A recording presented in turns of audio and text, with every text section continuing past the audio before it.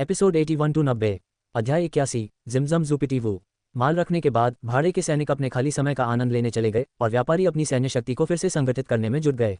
कई दिनों और रातों तक लगातार भागदौड़ करने के बाद सभी थक चुके थे, इसलिए जैसे ही वे अलग हुए वे तुरंत पास के सराय की ओर चल पड़े और सोने लगे। जो घायल थे वे अपने घावों का इलाज कराने के लिए किसी स्थान पर चले गए। जियान चेन ने अपने घोड़े को अस्तबल में बांधा और चारों ओर देखा। उसे साधारण कपड़े पहने एक अकेला व्यक्ति खड़ा दिखाई दिया। एक और नज़र घुमाकर वह तेजी से उस व्यक्ति की ओर चल पड़ा। उस व्यक्ति के पीछे पहुंचकर जियान चेन ने फुसफुसाते हुए कहा, मू यून, तुम्हारी युद्ध कला कई भाड़े के सैनिकों को पहले से ही ज्ञात है। इस अवसर का लाभ उठाओ और जल्दी से यहाँ से निकल जाओ, अन्यथा मुझे डर है कि वे तुम्हारे साथ कुछ बुरा करने की कोशिश कर सकते हैं। जियान चेन की बात सुनकर मू यून ने अपना सिर घुमाया और मुस्कुराते हुए उससे कहा, चिंता मत करो, अगर वे मेरी युद्ध कला छीनना चाहते हैं तो उन्हें पता चल जाएगा कि ऐसा करना इतना आसान नहीं होगा। जियान चेन ने मू यून को ध्यान से देखते हुए भौहें चढ़ाईं और कहा, अगर ऐसा है तो मैं इस बारे में और बात नहीं करूंगा। कुछ देर सोचने के बाद उसने फिर पूछा, लेकिन अब जब हम नीली हवा के राज्य में पहुंच चुके हैं तो मेरे लिए भाड़े के सैनिकों के समूह से अलग होने का समय आ गया है। अब से हम एक ही रास्ते पर नहीं चलेंगे। भाई मू यून, कृपया अपना ख्याल रखना। उसने आदरपूर्वक हाथ जोड़े। हालांकि मू यून से उसकी मुलाकात अभी अभी हुई थी, लेकिन उनके बीच अच्छे संबंध थे। साथ ही मू यून ने जियान चेन को बचाने के लिए अपनी गुप्त युद्ध कला का खुलासा किया था, इसलिए जियान चेन की नज़र में मू यून एक अच्छा इंसान था। हालांकि जियान चेन के लिए उसे एक अच्छा दोस्त मानने के लिए ये काफ़ी नहीं था। तुम भी अपना ख्याल रखना, मू यून ने जवाब में अपने हाथ जोड़कर कहा। क्या यहाँ मौजूद दोनों दोस्त अभी से जाने की तैयारी कर रहे हैं? सब थक चुके हैं, इसलिए हमने सबके लिए एक बेहतरीन रेस्टोरेंट बुक किया है। पहले सबके साथ खाना पीना बेहतर रहेगा। उसी क्षण एक गहरी आवाज़ ने बाकी दोनों को पुकारा। मू यून और जियान चेन ने मुड़कर देखा तो सामने एक अधेड़ उम्र का आदमी मुस्कुरा रहा था। उस व्यक्ति को देखकर जियान चेन थोड़ा चौंक गया, लेकिन उसने तुरंत खुद को संभाल लिया। एक बार फिर आदरपूर्वक हाथ जोड़कर उसने कहा, कैप्टन लैंग तियान को मेरा प्रणाम। पिछले कुछ दिनों में जियान चेन तीनों भाड़े के सैनिकों के समूहों से परिचित हो चुका था। काले वस्त्र पहने वह बलवान व्यक्ति कैप्टन लैंग तियान था, जो महान संत गुरु स्तर का विशेषज्ञ था। कैप्टन लैंग तियान को देखकर मू यून ने भी सम्मानपूर्वक हाथ जोड़कर अभिवादन किया। हंसते हुए भी इसे सम्मानजनक अभिवादन माना जाता था। मेरे दो दोस्तों, मुझे नहीं पता कि आप दोनों को क्या कहूँ, लेकिन जब असीम डाकुओं ने हम पर हमला किया तो हमें सचमुच बहुत नुकसान हुआ। आप दोनों की वजह से ही हमारे हताहतों की संख्या और ज्यादा नहीं बढ़ी। लैंग तियान ने दयालुता से मुस्कुराते हुए कहा, इसका नाम जियान चेन है। कप्तान लैंग तियान बहुत उदार हैं। असीम डाकुओं के साथ घात लगाकर किए गए हमले में सबसे ज्यादा योगदान कप्तान लैंग तियान का था, जिन्होंने कई माहिर डाकुओं को मार गिराया था। आपका विनम्र सेवक मू यून है। भाई जियान चेन ने जो कहा वह सही था। असीम डाकुओं को खदेड़ने में हमारी सफलता का कारण कप्तान लैंग तियान ही थे। अगर कप्तान न होते तो मुझे डर है कि हम सब मारे जाते। मू यून हंसा। जियान चेन और मू यून की बातें सुनकर लैंग तियान की आंखों में पल भर के लिए शर्मिंदगी झलक गई, लेकिन उसने तुरंत उसे छुपा लिया। मेरे दोस्त जियान चेन और मू यून बहुत विनम्र हैं। घात लगाकर किए गए हमले का नतीजा चाहे जो भी हो, मैं अपने भाड़े के सैनिकों के दल के कप्तान के रूप में आप दोनों का शुक्रिया अदा करता हूँ। पिछले कुछ दिनों से हम सभी को इस बात की चिंता सता रही थी कि कहीं असीम डाकू हम पर हमला न कर दे, इसलिए हम दिन रात जितना हो सके यात्रा करते रहे और नींद का त्याग करते रहे। हमने आप दोनों पर बहुत बोझ डाल दिया है। मैंने एक शानदार दावत तैयार कर ली है। अगर हम सब मिलकर खुशी खुशी खाना खाएं तो बहुत अच्छा होगा। उसके बाद हम सब कुछ दिनों तक आराम कर सकते हैं और अपने जख्मों को भर सकते हैं। ठीक है, पिछले कुछ दिनों से राशन खाकर मैं मांस का स्वाद लगभग भूल ही गया हूँ। मैं अभी अभी एक बढ़िया भोजन करने की तैयारी कर रहा था, लेकिन कप्तान लैंग तियान ने पहले ही दावत तैयार कर रखी है, तो मैं अपने खाने के पैसे बचा सकता हूँ। मू यून तुरंत मान गया। जियान चेन की ओर देखते हुए उसने कहा, भाई जियान चेन, हम दोनों का जाना ही बेहतर होगा। पिछले कुछ दिनों से राशन खाकर आप इससे ऊब चुके होंगे। जियान चेन ने धीरे से सिर हिलाते हुए कहा, मैं लैंग तियान की इस दयालुता की सराहना करता हूँ, लेकिन मुझे कुछ ज़रूरी काम निपटाने हैं। मुझे तुरंत निकलना होगा और मैं सबके साथ नहीं जा पाऊंगा। अगर मैंने कप्तान लैंग तियान को नाराज़ किया हो तो मैं क्षमा चाहता हूँ। लैंग तियान को इस बात का अफसोस हुआ, लेकिन उसने जियान चेन को रोकने की कोशिश जारी नहीं रखी। हाथ जोड़कर उसने कहा, अगर भाई जियान चेन को कोई ज़रूरी काम है तो ये काम उनके काम में और देरी नहीं करेगा। जियान चेन ने लैंग तियान को विदाई देने के बाद तुरंत उस इलाके को छोड़ दिया। भाड़े के सैनिकों के समूह से अलग होने के बाद अब उस पर कोई जिम्मेदारी नहीं थी। अगर वह जाना चाहता तो बिना किसी को बताए जा सकता था। जियान चेन के जाने के बाद काले वस्त्र पहने लैंग तियान और कुछ अन्य भाड़े के सैनिक एक रेस्तरां के कमरे में चुपचाप किसी बात पर चर्चा कर रहे थे। कैलेब, क्या तुम्हें यकीन है कि मू यून नाम के इस भाड़े के सैनिक में युद्ध कौशल है? लैंग तियान के ठीक बगल में खड़े सफ़ेद वस्त्रधारी एक बुजुर्ग व्यक्ति ने कहा। उनके सिर पर लंबे काले बाल थे जो पीछे की ओर लटक रहे थे। उनका चेहरा कांस्य रंग का था और उस पर कई भयंकर घाव दिखाई दे रहे थे। चूंकि उनके कुछ घावों पर अभी भी खून लगा हुआ था, इसलिए यह पता लगाना आसान था कि कौन से घाव नए थे और कौन से पुराने। जी हाँ, कैप्टन बाइफी यून। जब मू यून नामक भाड़े के सैनिक ने अपने युद्ध कौशल का इस्तेमाल किया तो आसपास के कई लोगों ने इसे देखा था, इसलिए ये जानकारी बिल्कुल भी गलत नहीं है। कालेब ने जवाब दिया, बिल्कुल सही कैप्टन बाइफी यून। कैप्टन लैंग तियान, घात लगाकर किए गए हमले में जो भी बच गया वह इसकी गवाही दे सकता है। मू यून ने जिस कौशल का प्रयोग किया वह निश्चित रूप से एक उत्कृष्ट युद्ध कौशल था और वास्तव में वह काफी उन्नत कौशल था। एक अन्य भाड़े के सैनिक ने कहा, असल में यह एक महत्वपूर्ण मामला था जिसकी सूचना भाड़े के सैनिकों को पहले ही दे देनी चाहिए थी। दुर्भाग्यवश जब उन पर अथाह डाकुओं ने घात लगाकर हमला किया तो युद्ध कौशल उनके लिए सबसे आखिरी चीज थी, क्योंकि उनकी जान उनके लिए ज्यादा महत्वपूर्ण थी। अगर वे युद्ध कौशल सीख भी लेते तो भी अगर वे उसे सीखने के लिए जीवित ही नहीं रहते तो अंत में वह पूरी तरह व्यर्थ हो जाता। इसके अलावा वर्तमान स्थिति अलग थी। ब्लू विंड किंगडम में प्रवेश करने के बाद वे अस्थायी रूप से सुरक्षित थे। अब वे मू यून के युद्ध कौशल का उल्लेख कर सकते थे। हालांकि भाड़े के सैनिक सभी एक ही समूह में थे, तियान युआन महाद्वीप पर जीवन अत्यंत क्रूर था। यहाँ तक कि ये भाड़े के सैनिक भी उन वस्तुओं को जबरदस्ती छीनने की कोशिश करते थे जिनसे उन्हें ईर्ष्या होती थी, ठीक वैसे ही जैसे असीम डाकुओं ने किया था। तियान युआन महाद्वीप में ऐसी परिस्थितियां अक्सर होती रहती थीं। इन दोनों भाड़े के सैनिकों की बातें सुनकर कमरे में मौजूद बाकी सभी भाड़े के सैनिकों ने भौहें चढ़ा लीं। सफेद वस्त्रधारी व्यक्ति ने लैंग तियान की ओर देखकर कहा, कैप्टन लैंग तियान, आप इस स्थिति के बारे में क्या सोचते हैं? लैंग तियान ने सोच विचार करते हुए अपनी भौहें सिकुड़ीं और फिर धीरे से बोलना शुरू किया, मुझे यकीन है कि मू यून को पता है कि उसकी युद्धकला की जानकारी सभी भाड़े के सैनिकों तक पहुंच चुकी है। लेकिन जो बात मेरी समझ से परे है वह यह है कि इतनी महान संत शक्ति होने के बावजूद जब उसे पता चला कि उसकी युद्धकला की जानकारी लीक हो गई है तो उसने पहला मौका मिलते ही भाग क्यों नहीं गया? क्या ऐसा हो सकता है कि उसे लगता हो कि हम उसके खिलाफ कोई कदम नहीं उठाएंगे? एक कदम पीछे हटकर देखें, भले ही वह हम पर भरोसा करता हो, क्या ऐसा हो सकता है कि उसे इस बात की चिंता न हो कि हम उससे युद्ध कौशल निकलवाने की कोशिश कर रहे हैं? इससे उसे अनगिनत परेशानियां हो सकती हैं, यहाँ तक कि उसकी जान भी जा सकती है। लैंग तियान ने विश्लेषण किया। हालांकि वह एक सीधा साधा व्यक्ति दिखता था पर वह मूर्ख बिल्कुल नहीं था। तो इसका मतलब यह है कि या तो मू यून नाम का भाड़े का सैनिक बिल्कुल बेवकूफ़ है या फिर उसे किसी तरह का समर्थन प्राप्त है जिसकी वजह से वह इतना निडर है। सफ़ेद वस्त्र पहने अधेड़ उम्र के व्यक्ति ने मन ही मन बुदबुदाया। यह जवाब सुनकर कैप्टन लैंग तियान ने पूछा, मैं पहले मू यून के संपर्क में था। मेरी राय में मू यून कोई नासमझ मूर्ख नहीं है, वह एक अनुभवी भाड़े का सैनिक है। भला ऐसा व्यक्ति इतनी घातक गलती कैसे कर सकता है? क्या किसी को पता है कि वह मू यून कहाँ से आई थी? सफ़ेद वस्त्र पहने अधेड़ उम्र के व्यक्ति ने आगे पूछा। मू यून बीच रास्ते में हमसे जुड़ गया और उसका पेशा भी हमारे जैसा ही है। मुझे ठीक ठीक जानकारी नहीं है। आखिर लंबी यात्रा पर निकलने वाले लगभग सभी अकेले भाड़े के सैनिक किसी काफिले में शामिल हो जाते हैं ताकि यात्रा सुचारू रूप से चले। हम ऐसे लोगों पर सवाल नहीं उठा सकते, एक अधेड़ उम्र के व्यक्ति ने जवाब दिया। उसने लंबा नीले रंग का चोला पहना हुआ था और उसका चेहरा थोड़ा पीला था। अगर जियान चेन यहाँ होता तो वह तुरंत पहचान लेता कि यही वह व्यक्ति है जिसने गेसुन साम्राज्य में उसे काफिले में शामिल होने की अनुमति दी थी। कमरे में मौजूद सभी भाड़े के सैनिक चुप हो गए। कुछ देर बाद उनमें से एक सैनिक आखिरकार खुद को रोक नहीं पाया और बोला, कप्तान, क्या हमें ये करना चाहिए या नहीं? अगर हम इस युद्ध कौशल को हासिल करने में सफल हो जाते हैं तो हमें काफ़ी धन मिलेगा। भले ही हम इसका इस्तेमाल खुद न करें, हम इसे बेच सकते हैं। तियान युआन महाद्वीप में युद्ध कौशल कितने कीमती हैं, ये देखते हुए हम निश्चित रूप से इसके लिए बहुत ऊंची कीमत पा सकते हैं। आखिरकार ये युद्ध कौशल काफ़ी उच्च कोटि का है। कैप्टन, क्यों न हम इस लड़ाई में अपनी पूरी ताकत लगा दें? एक अन्य भाड़े के सैनिक ने कहा। उसकी निगाहों में उत्साह की एक चमक लगातार झलक रही थी। कैप्टन लैंग तियान ने भौहें चढ़ाईं, लेकिन उन्होंने तुरंत कोई जवाब नहीं दिया। इसके बजाय उन्होंने अपने बगल में खड़े सफ़ेद वस्त्रधारी व्यक्ति की ओर मुड़कर पूछा, कैप्टन बाई फी यून, इस स्थिति के बारे में आपका क्या विचार है? सफ़ेद वस्त्र पहने अधेड़ उम्र के व्यक्ति, जिनका नाम बाई फी यून था, ने अपनी भौहें सिकोड़ीं। उनकी आंखों में एक चमक आई और ऐसा लगा जैसे वे जवाब देने में हिचकिचा रहे हों। कुछ देर सोचने के बाद कैप्टन बाई फी यून ने धीरे से कहा, कैप्टन लैंग तियान, मुझे यकीन है कि आपको कुछ दिन पहले असीम डाकुओं के विशेषज्ञों के खिलाफ हुई हमारी लड़ाई याद होगी, और यह भी कि अंत में एक रहस्यमय विशेषज्ञ ने चुपके से हमारी मदद की थी, है ना? उन्होंने गंभीर स्वर में कहा। कैप्टन बाई फी यून की बातें सुनकर उन कुछ भाड़े के सैनिकों के चेहरे के भाव स्पष्ट रूप से बदल गए जिन्हें स्थिति की जानकारी नहीं थी। लौटे हुए 5 सैनिकों के अलावा किसी को भी पहले हुई घटना के बारे में पता नहीं था। शुरू में इन भाड़े के सैनिकों ने स्वाभाविक रूप से मान लिया था कि असीमित डाकुओं के विशेषज्ञों को उनके ही कुलीन कप्तानों ने मार डाला था। हालांकि ऐसा प्रतीत हुआ कि परिस्थितियां बिल्कुल अलग थीं। ये सुनकर कप्तान लैंग तियान थोड़ा भावुक हो गए और भावुक स्वर में बोले, बेशक मुझे याद है। अगर उस रहस्यमय विशेषज्ञ ने अंधेरे से हमारी मदद न की होती तो मुझे डर है कि हम इस कठिन परीक्षा से बच नहीं पाते। लैंग तियान की बात सुनकर कमरे में मौजूद सभी भाड़े के सैनिक अचंभित होकर एक दूसरे की आंखों में देखने लगे। उनमें से किसी को भी यकीन नहीं हो रहा था कि उन्होंने अभी अभी क्या सुना है।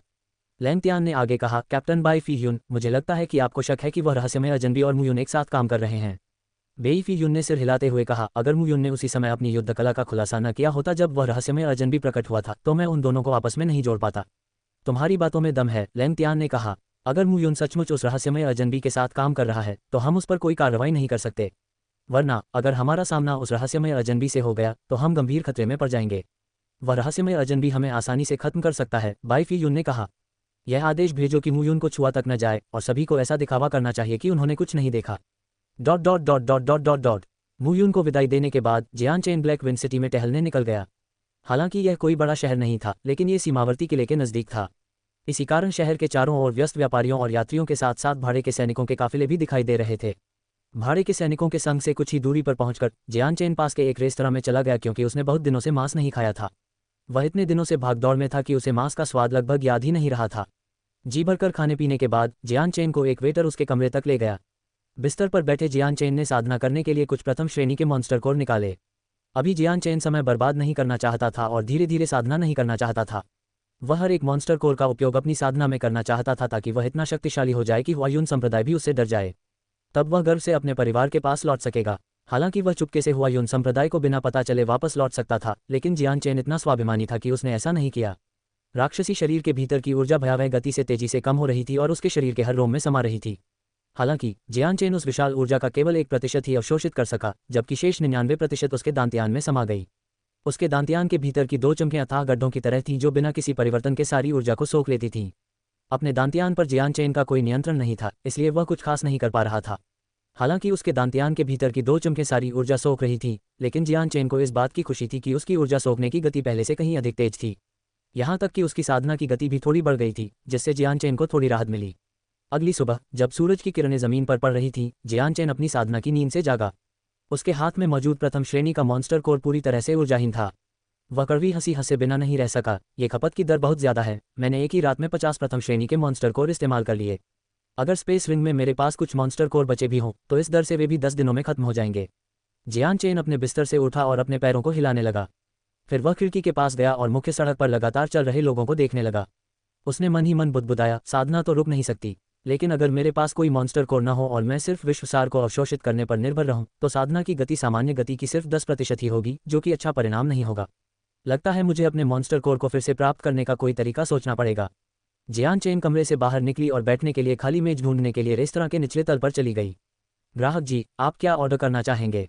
जियान चेन के अपनी सीट पर बैठते ही एक विनम्र वेटर ने मुस्कुराते हुए उनका स्वागत किया। एक थाली भुने हुए फूल वाले बाग के मांस की, साथ में कोई भी 2 साइड डिश। मुझे एक कटोरी सफ़ेद चावल भी चाहिए। जियान चेन ने लापरवाही से कुछ व्यंजन ऑर्डर किए। ठीक है ग्राहक जी, कृपया थोड़ी देर प्रतीक्षा करें। ऊप से मेज पर बैठे जियान चेन ने रेस्तरां में इधर उधर देखा। ये बहुत बड़ा नहीं था और ब्लैकविन सिटी के हिसाब से इसे मध्यम आकार का ही कहा जा सकता था। हालांकि नाश्ते का समय हो चुका था और काफ़ी व्यापारी और भाड़े के सैनिक खाने के लिए रेस्तरां में जमा हो गए थे। 30-40 मेजों में से अधिकतर भरी हुई थी, केवल 5 ही खाली थीं। रेस्तरां में बहुत शोर था, क्योंकि कई भाड़े के सैनिक आपस में जोर जोर से बातें कर रहे थे और उन्हें अपने आसपास के लोगों की बिल्कुल भी परवाह नहीं थी। ग्राहक जी, आपका खाना आ गया है। जियान चेन को ज्यादा इंतजार कराए बिना वेटर झटपट उनके ऑर्डर किए हुए व्यंजन ले आया और उन्हें सावधानीपूर्वक उनकी मेज पर रख दिया। नाश्ता करते समय जियान चेन आसपास के भाड़े के सैनिकों की हल्की फुल्की गपशप भी सुन रहा था। हालांकि रेस्तरां में बहुत शोरगुल था, लेकिन यहाँ जमा हुए सभी भाड़े के सैनिक काफ़ी यात्रा कर चुके थे और उनकी बातों से कई रोचक और ताज़ा जानकारियां मिल रही थीं। इसी समय कुछ भाड़े के सैनिक रेस्तरां में दाखिल हुए।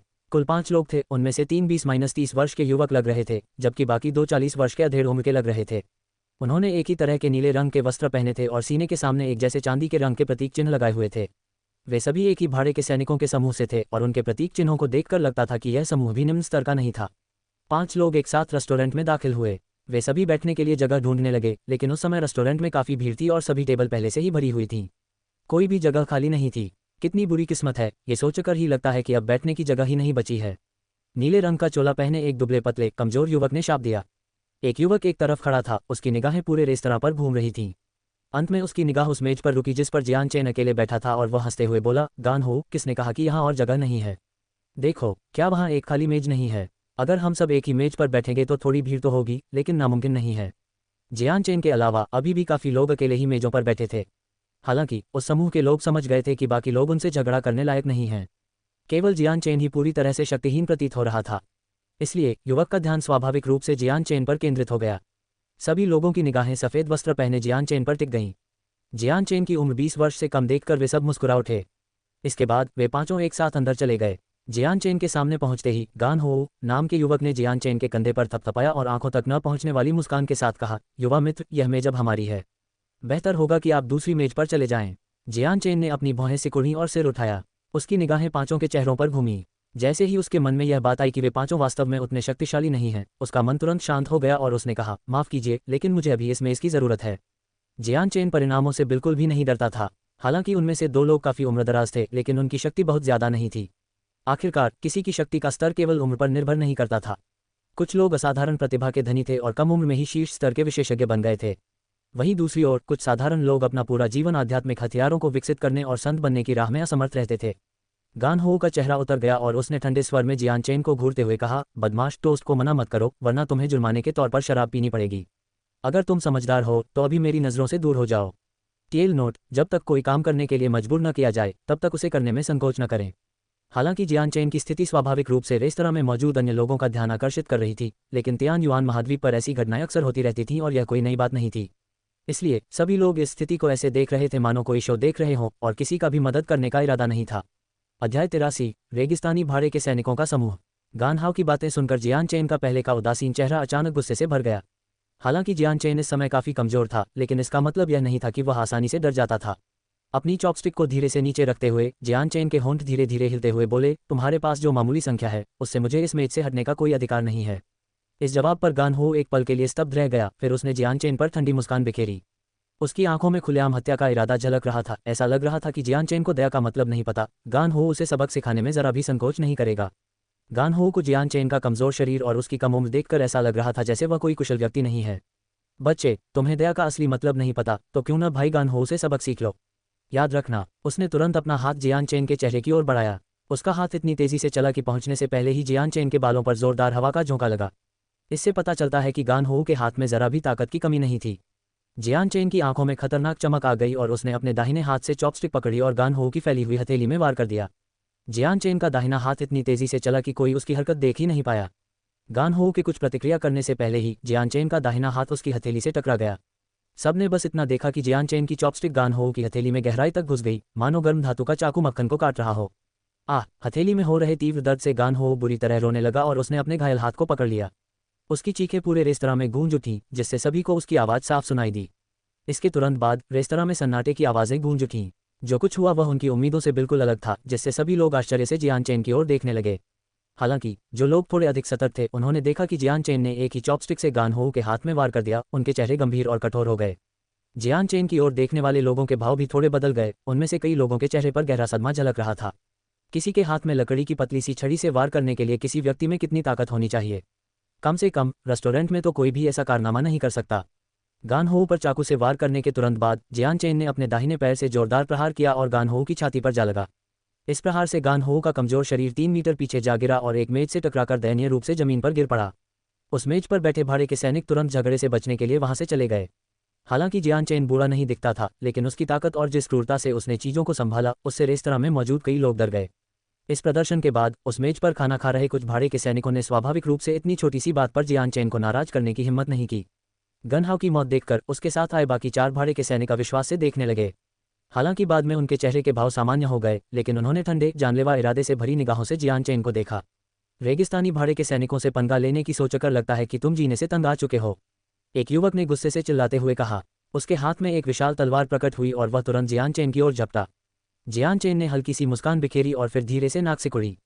पलक झपकते ही हल्की हवा शब्द खुदे हुए चांदी की सफेद तलवार उसके हाथों में प्रकट हो गई। लाइट विंड स्वॉर्ड जियान चेन की पिछली जन्म की तलवार थी। घुमंतु जीवन के दौरान उसकी तलवार ने इतनी ख्याति अर्जित की थी कि हर मार्शल आर्टिस्ट इससे परिचित था, और इस नई दुनिया में भी वह उसी तरह की लाइट विंड स्वॉर्ड का उपयोग कर रहा था। जियान चेन की अपनी तलवार के प्रति भावनाएं बहुत गहरी थीं। जैसे ही जियान चेन के हाथों में लाइट विंड स्वॉर्ड प्रकट हुई, वह तुरंत जियान चेन के नियंत्रण में चांदी की बिजली की एक लकीर में बदल गई और अकल्पनीय गति से दूसरे व्यक्ति की ओर बढ़ी। युवक की तलवार जियान चेन की तलवार तक आधी भी नहीं पहुंच पाती कि तलवार ने राक्षसी गति से युवक के गले पर वार कर दिया। तलवार की नोक गले की सबसे पतली बाहरी त्वचा पर ठीक स्पर्श करते ही रुक गई, जिससे कुछ खून धीरे धीरे उसके गले से टपकने लगा, जिसे सभी ने स्पष्ट रूप से देखा। गले में हल्का दर्द महसूस करते ही युवक का चेहरा पल भर में पीला पड़ गया, मानो खून का नामो निशान मिट गया हो। पसीना उसके पूरे माथे पर उमड़ने लगा। उसने बड़ी कोशिश की कि हाथ में पकड़ी तलवार हवा में स्थिर रहे।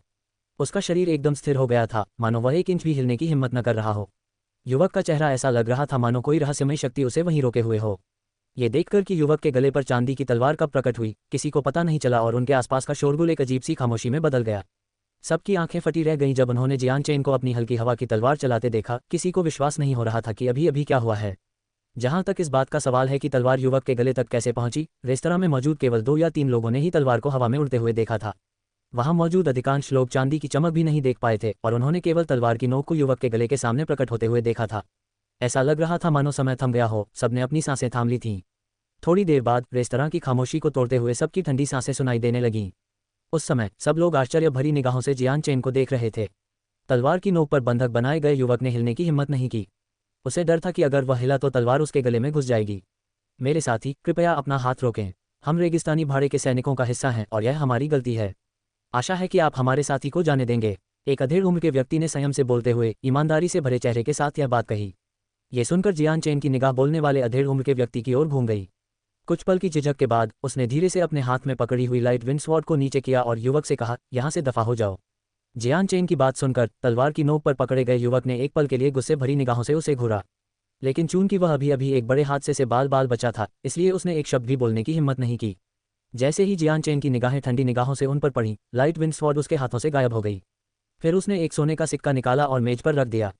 वेटर, ये खाने का बिल है, उसने सपाट स्वर में कहा और रेस्तरां से बाहर निकल गया। ऐसी घटना के बाद जियान चेन वहां और नहीं रुकना चाहता था। चूंकि वह खा पी चुका था, इसलिए वह संतुष्ट था। इसके बाद जियान चेन द्वारा रिहा किए गए युवक ने जियान चेन को जानलेवा निगाहों से घूरा। अपने 3 साथियों की ओर एक समझदारी भरी नज़र से देखते हुए उन सभी ने एक साथ सिर हिलाया। इसके बाद उन चारों ने एक साथ कार्रवाई की, मानो उन्होंने इस घटना के लिए पहले से ही तैयारी कर रखी हो। उन सभी ने अपने पवित्र हथियार निकाले और तुरंत अलग अलग स्थानों से जियान चेन पर हमला कर दिया। जियान चेन के शरीर के कई महत्वपूर्ण अंगों को एक साथ निशाना बनाया। अपने पीछे हो रही हलचल की आवाज़ सुनकर जियान चेन की आंखें सिकुड़ गईं और उसकी आंखों से तीव्र हत्या का भाव झलकने लगा। थोड़ा सा लड़खड़ाते हुए उसका शरीर 2 मीटर आगे की ओर तेजी से बढ़ा, ठीक उसी क्षण जब कुछ ही पल पहले हथियारों ने उसकी पीठ पर वार किया था, जिससे वे उसे बाल बाल चूक गए। अपनी कुशलता से उसने घेराबंदी से बच निकलने में कामयाबी हासिल की। उसी क्षण जियान चेन की लाइट विंड स्वॉर्ड एक बार फिर उसके दाहिने हाथ में प्रकट हुई और जियान चेन तुरंत मुड़कर उन चारों आदमियों का सामना करने लगा। एक ही कदम में उसने अपने और उन चारों के बीच की दूरी कम कर ली। उसका दाहिना हाथ अचानक कांपा और उसकी लाइट विंड स्वॉर्ड ने सबसे नजदीक खड़े अधेड़ उम्र के आदमी पर बेतहाशा तेजी से वार किया। बिजली की एक चांदी जैसी लकीर की तरह लाइट विंड स्वॉर्ड अधेड़ उम्र के व्यक्ति के करीब पहुंच गई थी और उसके गले पर वार करने लगी थी। अधेड़ उम्र का वह व्यक्ति बिल्कुल भी कमजोर नहीं था और पहले युवक से कहीं अधिक बलवान था। जैसे ही उसने जियान चेन की हल्की हवा वाली तलवार को अपनी ओर आते देखा, अधेड़ उम्र के व्यक्ति का चेहरा तुरंत सख्त हो गया और उसने अपनी तलवार, जिसे उसने पहले ही बाहर की ओर वार किया था, वापस खींचकर सुरक्षात्मक रूप से अपनी गर्दन पर रख ली।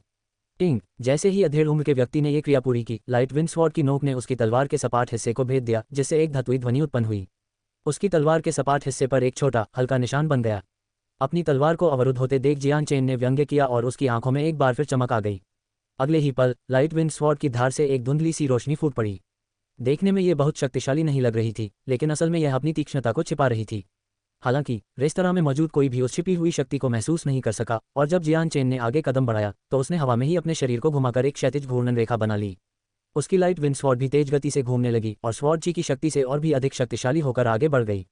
टिस्सस! रेस्तरां में एक अप्रिय ध्वनि गूंज उठी जब लाइट विंड स्वॉर्ड बिजली की गति से घूमने लगी।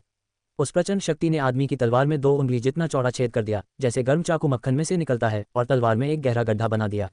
उस गड्ढे से अंदर घुसते हुए अधेड़ उम्र के आदमी की अविश्वास भरी निगाहों के नीचे जियान चेन की तलवार उसके गले में गहराई तक घुस गई। जियान चेन ने बड़ी कुशलता से अपने पंजों पर उतरते हुए अधेड़ उम्र के व्यक्ति के गले से अपनी तलवार निकाली। बिना रुके वह बाकी तीनों की ओर बढ़ा, इससे पहले कि वे कुछ प्रतिक्रिया कर पाते, और अपनी तलवार की एक और चांदी जैसी चमक के साथ उसने उस युवक पर वार किया जिसने पहले उस पर हमला किया था। जियान चेन की तलवार की अत्यंत तीव्र गति के सामने पहला युवक प्रतिरोध करने के लिए बहुत कमजोर था। इससे पहले कि वह कोई प्रतिक्रिया कर पाता, लाइट विंड स्वॉर्ड उसकी गर्दन को भेदकर चारों ओर खून बिखेर दिया। किसी के सांस लेने से पहले ही जियान चेन ने अत्यंत शीघ्रता से 2 लोगों को मार डाला। इस तरह की गति देखने वालों के लिए बिल्कुल अकल्पनीय थी। 2 लोगों को मारने के बाद भी जियान चेन के भावों में कोई बदलाव नहीं आया। इसके बजाय उसने बचे हुए 2 लोगों को घूरकर देखा और उसकी तलवार अचानक फिर से कांप उठी। लेकिन जैसे ही वह उन दोनों को मारने के लिए आगे बढ़ा, अकल्पनीय रूप से उन्होंने तुरंत अपने पवित्र हथियार वापस बुला लिए। वे जमीन पर लेटकर जोर जोर से चिल्लाने लगे, हे महान तलवारबाज, हमारी जान बख्श दो, हमारी जान बख्श दो। हम आपसे विनती करते हैं कि हमें छोड़ दें, हम फिर कभी आपके विरुद्ध अपने हथियार नहीं उठाएंगे। अध्याय 84 वेक सिटी।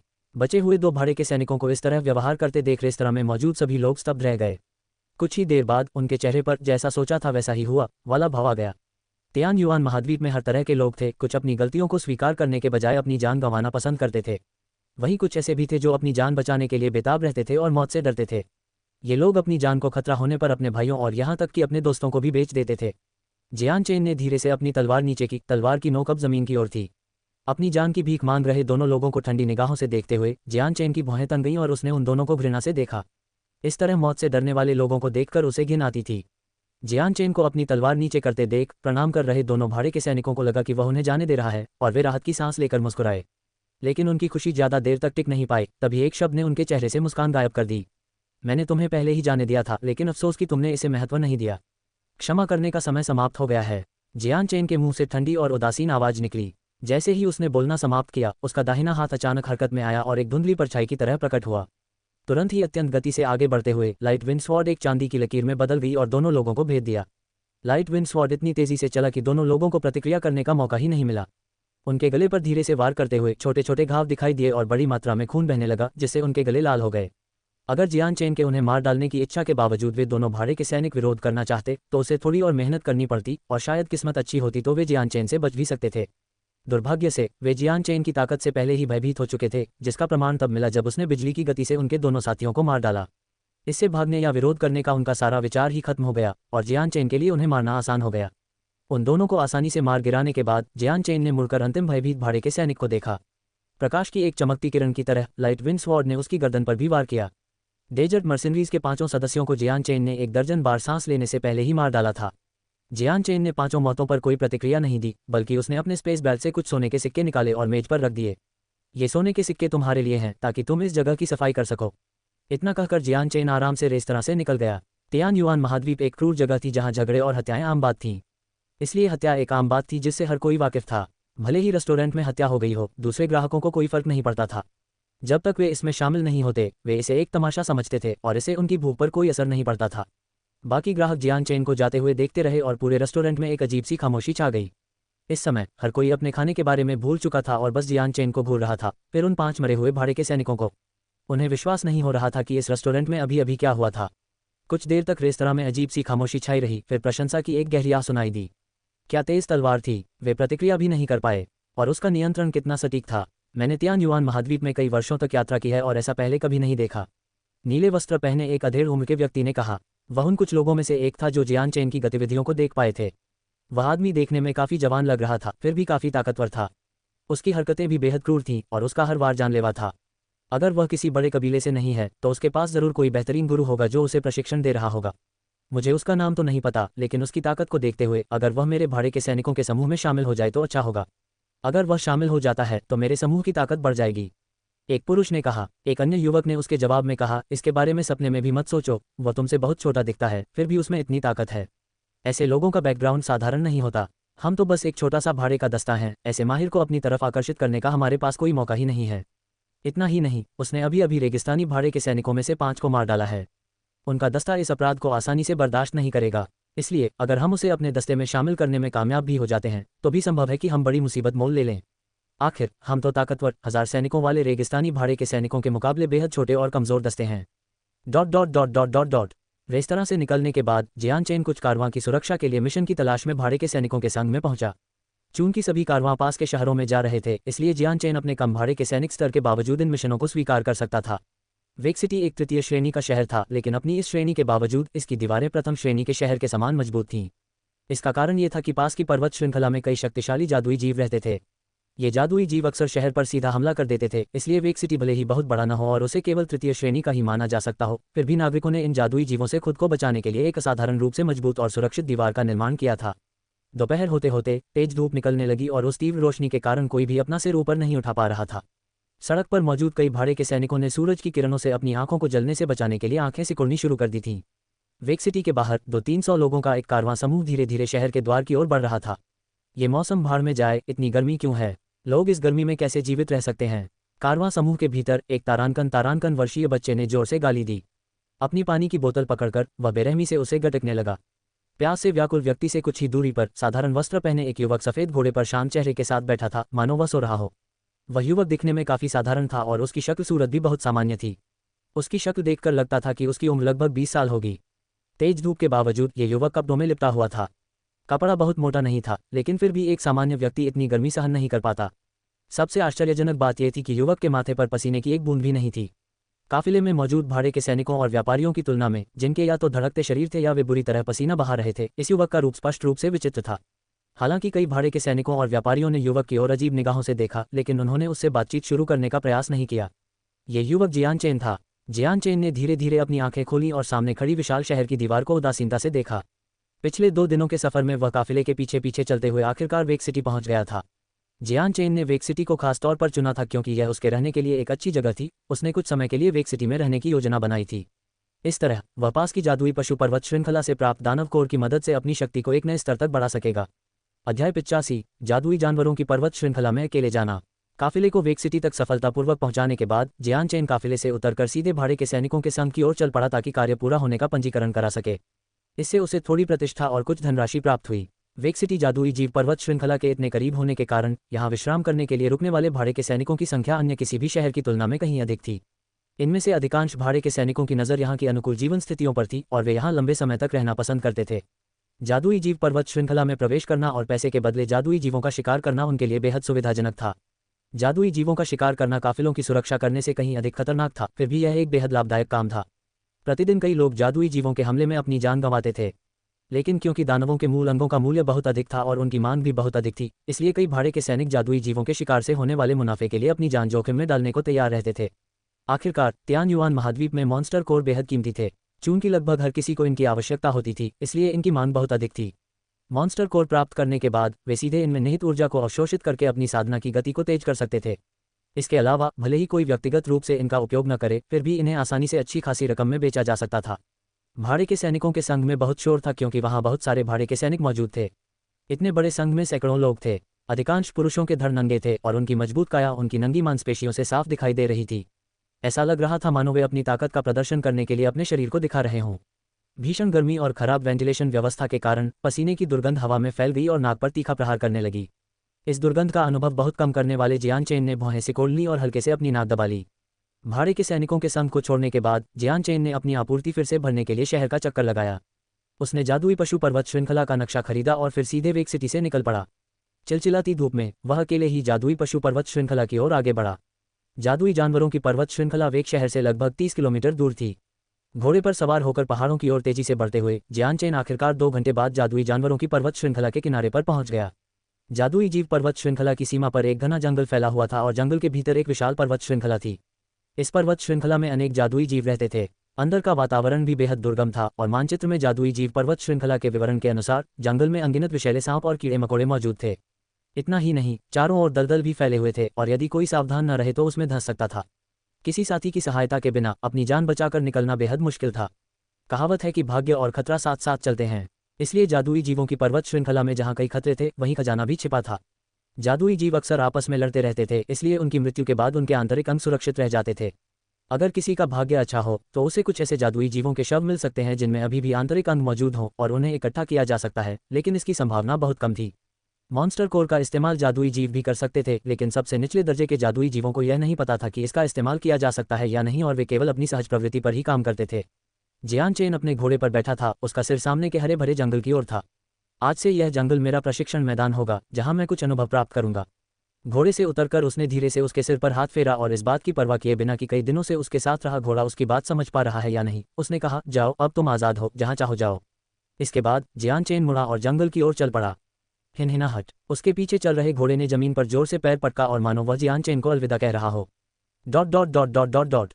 सड़क के एक हिस्से को पार करने के बाद जियान चेन अंततः जंगल की गहराई में प्रवेश कर गया और बिना रुके जादुई जानवरों की पर्वत श्रृंखला की ओर अपने रास्ते पर आगे बढ़ता रहा। जंगल में हर जगह खरपतवार उगी हुई थी जो एक सामान्य व्यक्ति की ऊंचाई तक पहुंच जाती थी और उसकी दृष्टि को पूरी तरह से अवरुद्ध कर देती थी। ऐसे वातावरण में यदि कोई सावधान न रहे तो वह रास्ता भटक सकता है। कुछ कुछ कदम चलने पर जियान चेन आसपास के रास्तों को देखने के लिए एक विशाल पेड़ पर चढ़ जाता था ताकि यह सुनिश्चित कर सके कि वह रास्ता न भटक जाए और अपनी स्थिति का पता लगा सके। कभी कभी उसे घास की पत्तियों के बीच कोई सांप छिपा हुआ मिल जाता था, लेकिन अपनी आत्मा की शक्ति से वह उसे आसानी से पहचान लेता था और जब भी वह दिखाई देता उसका सामना कर लेता था। 4 घंटे की यात्रा के बाद जियान चेन आखिरकार जंगल की गहराई में प्रवेश कर गया जहां धीरे धीरे खूंखार जानवर दिखाई देने लगे थे। उसी क्षण झाड़ियों से एक गहरे हरे रंग की आकृति निकली और अत्यंत गति से पीछे से जियान चेन पर हमला करने का प्रयास किया। जैसे ही गहरे हरे रंग की आकृति जियान चेन के पास पहुंची, एक सफेद रोशनी चमकी और अचानक एक चांदी की तलवार प्रकट हुई। उसने अद्वितीय तेजी से हरे रंग की आकृति के छिपे हुए शरीर को भेद दिया। तलवार के प्रहार होते ही जियान चेन का शरीर लड़खड़ा गया और वह आधा मीटर एक तरफ खिसक गया।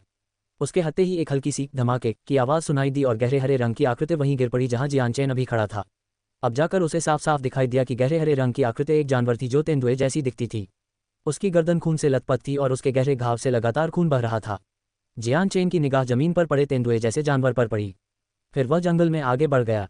एक ही नज़र में वह समझ गया कि यह जानवर सिर्फ एक सामान्य जंगली जानवर है, ये प्रथम श्रेणी का जादुई जानवर भी नहीं है। इसके शरीर के भीतर से किसी भी प्रकार का दानव कोर नहीं निकाला जा सकता था, अन्यथा वह इसे इतनी आसानी से मार नहीं पाता। गर्जन, आओ। जैसे जैसे जियान चेन जंगल में और गहराई तक जाता गया, जादुई जानवरों की दहाड़ें धीरे धीरे हवा में गूंजने लगीं। कई तरह की चीखें थीं, कुछ तो इतनी अप्रिय थीं कि वे दुष्ट आत्माओं के विलाप जैसी लग रही थीं, जिन्हें सुनकर कोई भी भयभीत हो जाता था। उसी क्षण जियान चेन अचानक रुक गया। वह मुड़ा और उसकी आंखों में गंभीरता की चमक आ गई जैसे ही उसने अपनी ओर देखा। उसके हाथ में चांदी की प्रकाश पवन तलवार प्रकट हो गई। जंगल में प्रवेश करने के बाद से यह पहली बार था जब जियान चेन ने इतना गंभीर भाव प्रदर्शित किया। जियान चेन जिस ओर देख रहा था उस ओर से एक हल्की सी शाशा की आवाज आई। कुछ ही देर बाद एक धूल भरा पीला बिच्छू धीरे धीरे जियान चेन की नज़र के सामने आ गया। बिच्छू बहुत विशाल था, उसका शरीर ही 1 मीटर चौड़ा और 2 मीटर लंबा था। उसकी पूंछ के सिरे पर एक विशैला डंक लटका हुआ था जो कम से कम 5-6 मीटर लंबी थी। उसके सिर पर हरे रंग की चमकीली 2 आंखें एक अजीब सी चमक के साथ झिलमिलाने लगीं। बिच्छू सीधे जियान चेन की ओर बढ़ा। जियान चेन से 5 मीटर दूर पहुंचने पर ही वह रुका। उसकी चमकदार आंखों में एक अजीब सी चमक थी। जैसे ही उसने जियान चेन पर अपनी निगाहें गड़ा दी, उसने अपने पंजों को जियान चेन की ओर लहराया और मुंह से जी जी की आवाज निकली। जियान चेन के हाथ में मौजूद चांदी की हल्की हवा वाली तलवार धुंधली चमक से घिरी हुई थी। तुरंत ही उसने पहला हमला किया और जैसे ही वह अपनी तलवार लेकर बिच्छू की ओर बढ़ा, उसका शरीर धुंधला सा दिखाई देने लगा। यहाँ आने का उसका मूल उद्देश्य जादुई जीवों को मारना था, इसलिए स्वाभाविक रूप से वह उनमें से किसी एक का सामना करने के बाद पीछे नहीं हटेगा। बिच्छू की प्रतिक्रिया तेज थी। जैसे ही जियान चेन हिलने डुलने लगा, उसकी पूंछ के सिरे पर मौजूद जहरीला डंक तेजी से चमका और जियान चेन की ओर झपटा। डिंग! जियान चेन की हल्की पवन तलवार बिच्छू के विषैले कांटे की ओर एक साथ तेज गति से बढ़ी। हवा में टकराते ही धातु के धातु से टकराने जैसी एक स्पष्ट ध्वनि सुनाई दी। इस टक्कर से एक जोरदार झटका लगा जिससे जियान चेन की हल्की पवन तलवार और बिच्छू का कांटा दोनों पीछे की ओर उछल गए। शरीर को हल्का सा हिलाते ही जियान चेन कई मीटर पीछे हट गया। उसने विशाल बिच्छू के विषैले डंक को हैरानी से देखा। उसकी कठोरता उसकी उम्मीदों से कहीं अधिक थी। जियान चेन का मानना था कि श्रेष्ठ श्रेणी का इस्पात भी इस बिच्छू के डंक की बराबरी नहीं कर सकता। इसके अलावा उसमें समाहित शक्ति भी अपार थी। अभी अभी उससे टकराने के बाद ही जियान चेन का हाथ सुन्न होने लगा था। मेरे सामने जो बिच्छू है वह द्वितीय श्रेणी का जादुई जीव होना चाहिए। जियान चेन ने बिच्छू पर अपनी चमकदार निगाहें गड़ाते हुए मन ही मन बुदबुदाया। अध्याय 86 विषैले बिच्छुओं का शिकार। हालांकि जियान चेन ने कारगात अकादमी में पहले भी कई द्वितीय श्रेणी के जादुई जीवों को मार गिराया था, लेकिन जादुई जीव पर्वत श्रृंखला में पाए जाने वाले जीव बिल्कुल अलग स्तर के थे। कारगात अकादमी के द्वितीय श्रेणी के जादुई जीव तो इस पर्वत श्रृंखला के कुछ प्रथम श्रेणी के जादुई जीवों के बराबर भी नहीं थे। इसके अलावा जिस जादुई जीव का उसने सामना किया था वह जादुई जीव पर्वत श्रृंखला का मूल निवासी था। जैसे ही जियान चेन का ध्यान भटका, विषैले बिच्छू ने उसे आराम करने का जरा भी समय नहीं दिया और अपने 6 शक्तिशाली पैरों से जमीन पर तेजी से दौड़ने लगा। पलक झपकते ही उसने दर्जनों मीटर की दूरी तय कर ली और जियान चेन के सामने आ गया। उसके विषैले हरे पंजे खतरनाक ढंग से फैल गए और जियान चेन के सिर की ओर बढ़ गए। पर्वत श्रृंखला में पहली बार किसी स्थानीय जादुई जीव का सामना करते हुए जियान चेन लापरवाही करने की हिम्मत नहीं कर सका। उसने अपने पिछले जीवन में ये कड़वा सबक सीख लिया था कि लापरवाही केवल विपत्ति का कारण बनती है। जियान चेन का चेहरा तुरंत गंभीर हो गया। उसने अपना सिर झुकाया और बाल बाल विशाल बिच्छू के पंजों से बच गया।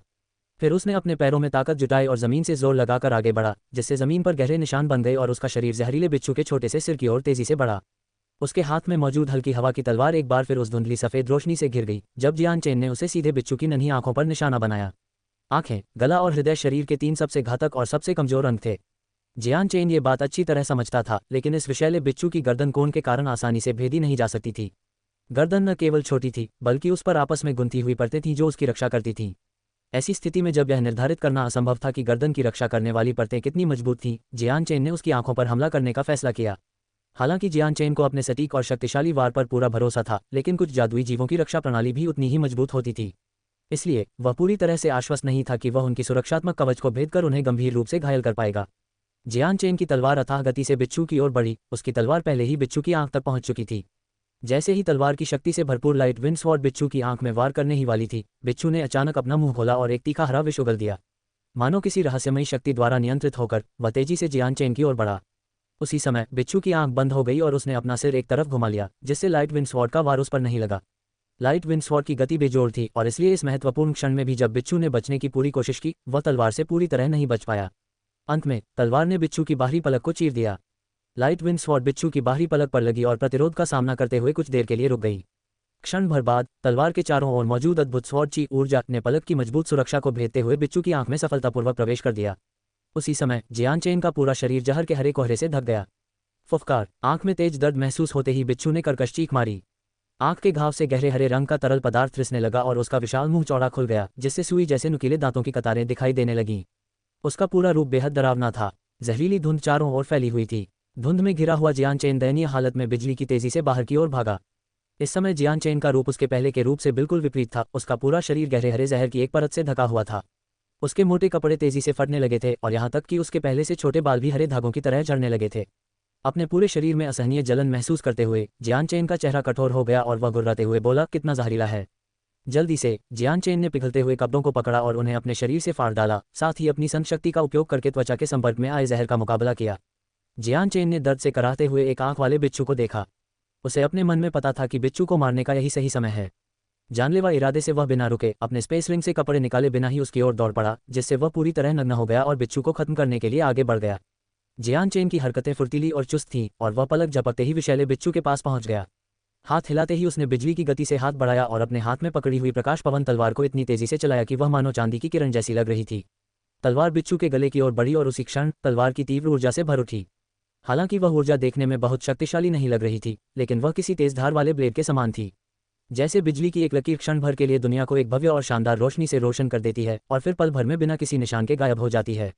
डिंग! जियान चेन की हल्की हवा वाली तलवार ने विषैले बिच्छू के गले पर सटीक प्रहार किया। जब तलवार बिच्छू के गले पर मौजूद घनी पपड़ियों से टकराई तो धातु के धातु से टकराने जैसी एक स्पष्ट ध्वनि सुनाई दी। हालांकि पपड़ियों की सुरक्षा काफी मजबूत थी, वे हल्की हवा वाली तलवार के प्रहार को केवल एक क्षण के लिए ही झेल पाईं। इससे पहले कि तलवार की ऊर्जा से तेज हुई तलवार ने उन्हें भेद दिया और गले में गहराई तक घुस गई। जी! विषैले बिच्छू ने एक बार फिर दर्दनाक चीख मारी।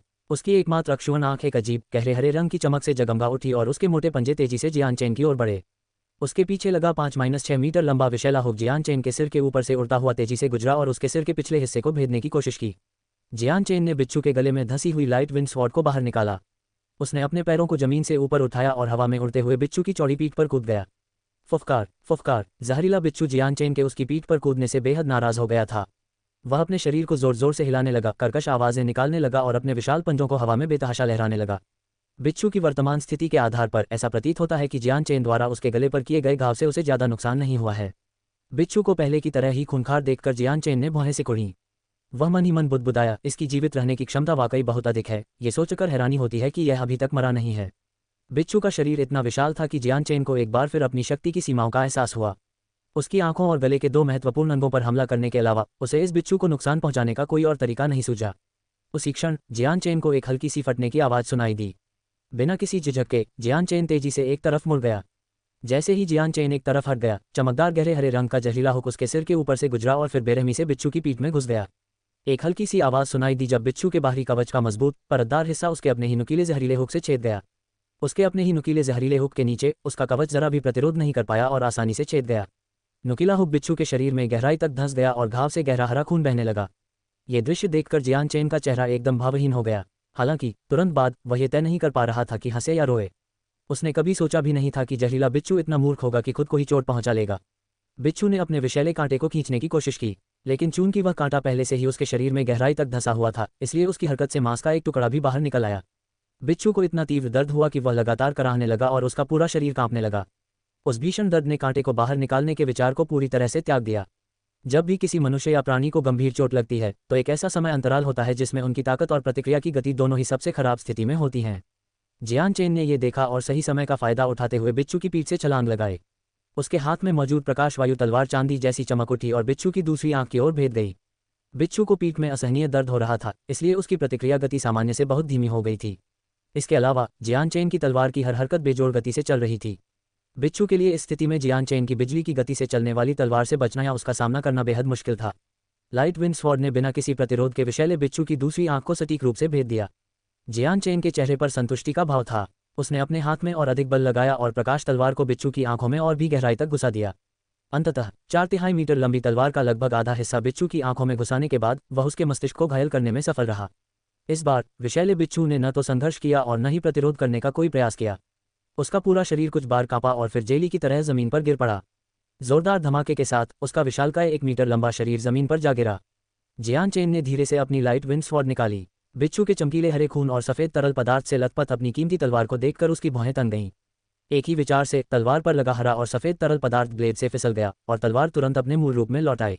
जियान चेन की निगाहें कुछ देर तक विषैले बिच्छू के शव पर टिकी रहीं, फिर उन्होंने अपनी हल्की पवन तलवार को खोपड़ी को भेदने के लिए उठाया। हालांकि हल्की पवन तलवार सिर के बाहरी कवच को भेदते ही रुक गई। विषैला बिच्छू मर चुका था, फिर भी उसके बाहरी कवच की सुरक्षा पहले जितनी ही मजबूत थी। जियान चेन के लिए अपनी तलवार के एक साधारण वार से उसकी सुरक्षा को भेदना असंभव था। इस सांप की खाल तो बहुत मोटी है। जियान चेन ने अपनी भौहें सिकुड़ी और आह भरी, छोड़ो, मैं अपनी ऊर्जा बचा लेता हूँ। यहाँ के जादुई जीव बेतरतीब ढंग से आते जाते रहते हैं। अगर मैं अपनी अतिरिक्त शक्ति बचा कर रखूँ तो यह मेरे जीवन के लिए एक अतिरिक्त सुरक्षा कवच का काम करेगी। मैं इसकी आंखों के रास्ते इस राक्षस के मूल तत्व को निकाल लूंगा। ये कहते हुए जियान चेन ने अपना काम फिर से शुरू किया। बड़ी मशक्कत के बाद वह आखिरकार बिच्छू की खोपड़ी में छिपे राक्षस के मूल तत्व को निकालने में सफल हो गया। अध्याय 87, पर्वत श्रृंखला में जीवित रहना। अंगूठे के आकार के उस विशालकाय जीव के मूल तत्व को देखकर जियान चेन मुस्कुराए बिना नहीं रह सका। ये सचमुच द्वितीय श्रेणी का जीव मूल तत्व है, इसके अंदर की ऊर्जा की शुद्धता तो देखो। इतना ही नहीं, ये द्वितीय श्रेणी का जीव मूल तत्व कारगात अकादमी में मिले जीवों से कहीं बेहतर है। ये बात बिल्कुल सच है कि जादुई जीव पर्वत श्रृंखला के जादुई जीव कारगात के जंगलों के जीवों से कहीं अधिक शक्तिशाली हैं। राक्षस कोर प्राप्त करने के बाद जियान चेन ने अपना सिर नीचे करके अपने शरीर को देखा, जो अब गहरे हरे रंग का हो चुका था। हालांकि उसके शरीर पर कोई चोट नहीं थी। चूंकि वह बचपन से ही अजुलित स्वॉर्ड लॉ की विशेष तकनीकों से अपने शरीर को निखारता आ रहा था, इसलिए उसका शरीर बहुत मजबूत था। इसलिए भले ही जहर से उसके शरीर में कुछ दर्द हुआ, लेकिन वह उसकी त्वचा को भेदकर उसके शरीर में प्रवेश नहीं कर सका। अधिकांश क्षति को उसकी आंतरिक संशक्ति ने बेअसर कर दिया था। इसलिए हालांकि उसका पूरा शरीर हरे जहर से दूषित था, उसे केवल हल्की जलन महसूस हो रही थी। जियान चेन ने चारों ओर देखा और ध्यान से सुना। यहाँ शायद पानी का कोई स्रोत नहीं है, इसलिए मैं इसे धो नहीं पाऊंगा। लगता है मुझे इसे किसी तरह से साफ करना पड़ेगा। कुछ पेड़ के पत्ते तोड़कर उसने अतिरिक्त जहर पोंछना शुरू किया और साथ ही अपने स्पेस बेल्ट से कपड़े का एक नया सेट निकाला। हालांकि यह जगह बहुत बड़ी थी और आसपास कोई नहीं था, जियान चेन को नग्न घूमने का कोई शौक नहीं था। कपड़े बदलने के बाद जियान चेन बिच्छू के शव के पास से बेपरवाही से चला गया। हालांकि जादुई जीवों के कई महत्वपूर्ण अंग होते हैं जिन्हें निकालकर ऊंची कीमत पर बेचा जा सकता है, लेकिन ये बिच्छू केवल द्वितीय श्रेणी का जादुई जीव था। अगर वह इसे बेचता भी तो उसे ज्यादा पैसे नहीं मिलते, क्योंकि यह कोई कीमती चीज नहीं थी। साथ ही जियान चेन के पास पहले से ही बहुत सारे बैंगनी सिक्के थे, इसलिए आज उसे इतनी कम रकम की कोई परवाह नहीं थी। जादुई जीवों की पर्वत श्रृंखला में पैदा हुए और पले बड़े जीव कारगात वन के जीवों की तुलना में कहीं अधिक शक्तिशाली थे, लेकिन वे कारगात वन के जीवों की तुलना में कहीं अधिक दुर्लभ थे। आखिरकार भले ही जादुई जीवों की पर्वत श्रृंखला तियानयुआन महाद्वीप की सबसे बड़ी पर्वत श्रृंखला न हो, फिर भी यह अपने आप में विशाल थी। पर्वत श्रृंखला में जादुई जीव बिखरे हुए थे, इसलिए किसी जादुई जीव से मिलना असंभव तो नहीं था, बल्कि बेहद दुर्लभ था। पूरे दिन जियान चेन धीरे धीरे पर्वत श्रृंखला में और अंदर की ओर चलता रहा। रात होते होते उसने केवल 2 ही जादुई जीव देखे थे, जिनमें से पिछले दूसरे दर्जे के विषैले बिच्छू को छोड़कर ये दोनों ही पहले दर्जे के जादुई जीव थे। आसमान में चांद ऊंचा था और उसकी रोशनी धरती को जगमगा रही थी, लेकिन उसकी रोशनी जंगल तक नहीं पहुंच रही थी, जहां घना अंधेरा छाया हुआ था। इसलिए अगर कोई अपना हाथ चेहरे के सामने फैलाता तो उसकी उंगलियां भी दिखाई नहीं देती। जंगल में घनी पत्तियों के कारण चांद की हल्की रोशनी भी जमीन तक नहीं पहुंच पा रही थी। इसी बीच एक समतल जमीन पर एक विशाल अलाव भड़क उठा और उसकी नाचती हुई लपटों ने रात को रोशन कर दिया। जियान चेन हाथ में एक लकड़ीली अलाव के पास घुटनों के बल बैठा था और धीरे धीरे मांस के एक टुकड़े को पका रहा था, जिसे भाले से छेदा गया था। धीरे धीरे मांस भूरा होने लगा और चर्बी धीरे धीरे नीचे जलती आग पर टपकने लगी, जिससे आग बुझने लगी। पेट भरकर खाने के बाद जियान चेन ने अपने स्पेस रिंग से एक अनोखी सुगंध वाली जड़ी बूटी निकाली और उसे आसपास छिड़क दिया। ये जड़ी बूटी उन कुछ चीजों में से एक थी जो जंगल में प्रवेश करने वाले हर भाड़े के सैनिक को तैयार रखनी पड़ती थी। आराम करने से पहले अगर कोई इस जड़ी बूटी को अपने आसपास छिड़क दे तो यह अधिकांश विषैले जीवों को उसे परेशान करने से रोक सकती है। बेशक ये औषधि केवल सामान्य जानवरों पर ही कारगर थी और जादुई जीवों पर इसका कोई असर नहीं होता था। जड़ी बूटी का इस्तेमाल करने के बाद जियान चेन तुरंत पास के एक पेड़ पर चढ़ गया। थोड़ी चपटी शाखा पर पालथी मारकर बैठते हुए जियान चेन ने अपने स्पेस रिंग से एक और हल्की मीठी सुगंध वाली जड़ी बूटी निकाली और उसे अपने शरीर पर छिड़कना शुरू कर दिया। ये सफेद रंग की जड़ी बूटी ची ऊर्जा को दबाने में बहुत प्रभावी थी, जिससे सोते समय जंगली जानवरों को आकर्षित करने वाली ची का निकलना रुक जाता था। आखिरकार इस पर्वत श्रृंखला में रहने वाले जंगली जानवरों और जादुई जानवरों की सूंघने की शक्ति बहुत तीव्र होती है। हालांकि यह पाउडर जियान चेन की ची को पूरी तरह से छिपा नहीं सकता था, लेकिन कम से कम इसे सामान्य जानवरों की इंद्रियों से तो छुपा सकता था। इस पर्वत श्रृंखला में कई जादुई जीव और जंगली जानवर पाए जाते थे। जंगली जानवरों को जंगली इसलिए कहा जाता था क्योंकि उनके शरीर में कोई राक्षसी मूल तत्व नहीं होता था। जंगली जानवर प्रथम श्रेणी के जादुई जीव जितने शक्तिशाली भी नहीं होते थे, ठीक वैसे ही जैसे वे मनुष्य जिन्होंने अभी तक अपने संत हथियारों को प्रकट नहीं किया होता था। हालांकि जंगली जानवर ताकतवर नहीं थे और रहस्यमयी जानवरों की पर्वत श्रृंखला में प्रवेश करने की हिम्मत करने वाला कोई भी व्यक्ति उन्हें आसानी से मार सकता था, लेकिन खेती करने या रात में सोने के समय कोई भी जंगली जानवर से परेशान नहीं होना चाहता था। इसलिए पर्वत श्रृंखला में प्रवेश करने वाला या रात भर खुले में सोने वाला लगभग हर भाड़े का सैनिक तैयार रहता था और इस प्रकार की जड़ी बूटी की अच्छी मात्रा अपने साथ रखता था। सुरक्षा संबंधी तैयारियां पूरी होने के बाद जियान चेन ने मुट्ठी भर मॉन्स्टर कोर निकाले और उन्हें अपने दोनों हाथों में बांट लिया। जियान चेन ने धीरे धीरे अपनी आंखें बंद की और मॉन्स्टर कोर से ऊर्जा अवशोषित करना शुरू कर दिया। राक्षसी कोर से निकलने वाली ऊर्जा अत्यंत भयानक गति से जियान चेन की ओर बढ़ने लगी और फिर उसके रोम छिद्रों और नाक के छिद्रों के माध्यम से तेजी से उसके शरीर में प्रवेश कर गई। इस अवशोषण दर ने स्वाभाविक रूप से जियान चेन पर थोड़ा दबाव डाला, जिससे उसके रोम छिद्र फैलने के कारण हल्का दर्द महसूस करने लगे। उसके पूरे शरीर में कोई भी ऐसा हिस्सा नहीं था जहां दर्द न हो। हालांकि थोड़ा दर्द हो रहा था, लेकिन मजबूत इच्छाशक्ति वाले जियान चेन के लिए ये काफ़ी नहीं था कि वह इस पर ज़्यादा ध्यान दे। राक्षसी कोर की ऊर्जा में एक उग्र तत्व निहित था। यदि जियान चेन ने बचपन से ही विश्वसार का उपयोग करके अपने शरीर को मजबूत न किया होता, जिसके कारण उसके आंतरिक अंग और मूलभूत संरचनाएं अधिकांश लोगों की तुलना में कहीं अधिक मजबूत थीं, तो कोर की ऊर्जा में समाहित उग्र तत्व से ही वह बुरी तरह घायल हो जाता। ये बात अलग है कि वह उस ऊर्जा को अपने शरीर में इतनी तेजी से अवशोषित कर रहा था। अत्यधिक ऊर्जा के अवशोषण के बाद उन्माद तत्व जियान चेन के शरीर में एकत्रित हो गया। जब उन्माद तत्व एक निश्चित स्तर पर पहुंच गया, तो जियान चेन के दांतियान से एक विशाल अवशोषण शक्ति उत्पन्न होने लगी, जो इन तत्वों को लगातार दांतियान की ओर खींचती रही और अंततः नीले और बैंगनी रंग की दो चमकों द्वारा अवशोषित हो गई। तियान युआन महाद्वीप पर यदि कोई साधक साधना के लिए दानव मूलों पर निर्भर रहना चाहता था, तो उसे ऊर्जा में मौजूद उग्र तत्व को हटाकर शेष शुद्ध ऊर्जा को अवशोषित करना पड़ता था। केवल उस तत्व को ऊर्जा से हटाना ही बहुत समय लेता था, और तब भी उग्र तत्व पूरी तरह से नहीं हटता था और शरीर पर कुछ हानिकारक प्रभाव छोड़ देता था। इसलिए हालांकि कई लोग साधना के लिए दानव मूलों का उपयोग करते थे, लेकिन बहुत कम लोग ही इस मार्ग पर आगे बढ़ते थे। समय समय पर किसी व्यक्ति को दानव मूलों का उपयोग बंद करके अवशोषित ऊर्जा को पूरी तरह से शुद्ध करना पड़ता था, ताकि किसी भी नकारात्मक प्रभाव से बचा जा सके। जियान चेन बिना किसी डर के दानव के मूल तत्व से ऊर्जा को अवशोषित और परिष्कृत कर सकता था, जिसका कारण संभवतः उसके दांतियान में मौजूद प्रकाश था। जैसे ही ऊर्जा उसके शरीर में प्रवेश करती, उन्माद तत्व तुरंत अवशोषित हो जाता। इसी कारण जियान चेन बिना किसी भय के दानव के मूल तत्वों से ऊर्जा अवशोषित कर पाता था। यही वजह थी कि जियान चेन को अन्य साधकों पर इतना बड़ा लाभ प्राप्त था। राक्षसी कोर के निरंतर अवशोषण के बाद जियान चेन अपने दांतियान में संत शक्ति को धीरे धीरे बढ़ते हुए स्पष्ट रूप से महसूस कर सकता था। यद्यपि ये देखने में धीमा लग सकता है, जियान चेन समझता था कि दूसरों की तुलना में ये गति वास्तव में बहुत तेज थी। इस गति से वह जल्द ही महान संत बनने की राह पर अग्रसर हो जाएगा। दूसरे दिन जब घने पेड़ों के पत्तों के बीच की छोटी छोटी दरारों से सूरज की रोशनी छनकर आई, तो पालथी मारकर ध्यान कर रहे जियान चेन ने धीरे धीरे अपनी आंखें खोलीं। फिर वह हवा में उछले, पेड़ से नीचे कूदे और बड़ी आसानी से जमीन पर उतर गए। जियान चेन ने अपने शरीर को थोड़ा फैलाया। अपनी आंतरिक संत शक्ति को सचेत रूप से महसूस करने के बाद वह मुस्कुराए बिना नहीं रह सका। वह स्पष्ट रूप से महसूस कर सकता था कि उसकी वर्तमान संत शक्ति संत हथियार बनाने के समय की तुलना में कहीं अधिक शक्तिशाली थी। उसके अनुमान के अनुसार उसकी वर्तमान शक्ति संभवतः मध्य संत के स्तर तक पहुंच चुकी थी। हालांकि वह केवल एक मध्य संत थे, लेकिन जियान चेन को संत हथियार का निर्माण किए और संतत्व प्राप्त किए हुए 1 महीने से भी कम समय हुआ था। अगर किसी और को पता चलता कि जियान चेन ने 1 महीने से भी कम समय में मध्य संत बनने की उपलब्धि हासिल कर ली है, तो उन्हें यकीन करना मुश्किल होता। पेट भरने के लिए कुछ खाना खाने के बाद जियान चेन ने एक बार फिर अपनी यात्रा जारी रखी। ... समय तेजी से बीत गया। पलक झपकते ही 1 महीना बीत चुका था। जादुई राक्षस पर्वत श्रृंखला की तलहटी में मोटे वस्त्र पहने एक युवक 1 मीटर ऊंचे और 3 मीटर लंबे काले रंग के पैंथर जैसे दिखने वाले जादुई राक्षस का सामना कर रहा था। युवक के हाथ में एक लंबी पतली चांदी की तलवार थी। वह लंबा और सीधा खड़ा था, मानो पहाड़ की तरह अडिग हो। उसका चेहरा कीचड़ और धूल से बुरी तरह सना हुआ था, जिससे उसके चेहरे के हाव भाव पहचानना असंभव था। पैंथर जैसी दिखने वाली वह जादुई शक्ति भयंकर क्रोध से भरी आंखों से सामने खड़े युवक को घूर रही थी। उसने गहरी दहाड़ मारी और झुककर बैठने लगी। उसके पिछले पैर जमीन पर मजबूती से गड़े हुए थे, मानो वह किसी भी क्षण हमला करने के लिए तैयार हो। अध्याय 88 महान संत। अचानक पैंथर जैसे जादुई जानवर की जोरदार दहाड़ सुनाई दी। वह इतनी जोर से हवा में उछला कि उसके पंजे के निशान जमीन पर साफ दिखाई दिए और उसका पूरी तरह से काला शरीर एक काली परछाई में बदल गया, जो 10 मीटर दूर खड़े युवक की ओर तेजी से बढ़ा। हवा में ही काले पैंथर ने अपना बड़ा जबड़ा खोलना शुरू किया, जिससे उसके नुकीले दांत दिखाई दिए, जिन्हें देखकर किसी का भी दिल डर से कांप उठता था। युवक के चेहरे पर ठंडी मुस्कान आ गई। तभी उसके हाथ में मौजूद चांदी जैसी सफेद तलवार से हल्की सफेद रोशनी निकलने लगी। एक ही बार में तलवार की नोक काले पैंथर के खुले मुंह की ओर बढ़ गई। तलवार बिजली की तरह बेहद तेजी से आगे बढ़ रही थी। हालांकि काले पैंथर की प्रतिक्रिया भी बहुत तेज थी, इसलिए जब तलवार उसके जबड़ों तक पहुंची तो उसने अपना सिर एक तरफ झुका लिया और बड़ी मुश्किल से हमले से बच पाया। फिर भी तलवार इतनी तेज गति से चल रही थी कि उसे पूरी तरह से टाला नहीं जा सका, इसलिए वह उसके सिर को छूकर निकल गई। इससे काले पैंथर के घने बालों वाले सिर पर एक गहरा घाव हो गया। हालांकि काले पैंथर की गति बिल्कुल भी धीमी नहीं हुई। अपनी पिछली गति को बनाए रखते हुए वह अपने सामने खड़े युवक की ओर झपटा। युवक के होंठों के कोने ऊपर की ओर उठे, मानो वह व्यंग्यात्मक भाव प्रकट कर रहा हो। उसकी आंखों में हत्या का तीव्र इरादा झलक रहा था। अपने दाहिने हाथ में तलवार उठाकर उसने तुरंत एक बार फिर काले पैंथर की ओर वार किया। ये गति पहले से कहीं अधिक तेज थी, लगभग अकल्पनीय। इस बार काला पैंथर तलवार से बच नहीं पाया और प्रतिक्रिया करने से पहले ही तलवार उसके गले में घुस गई।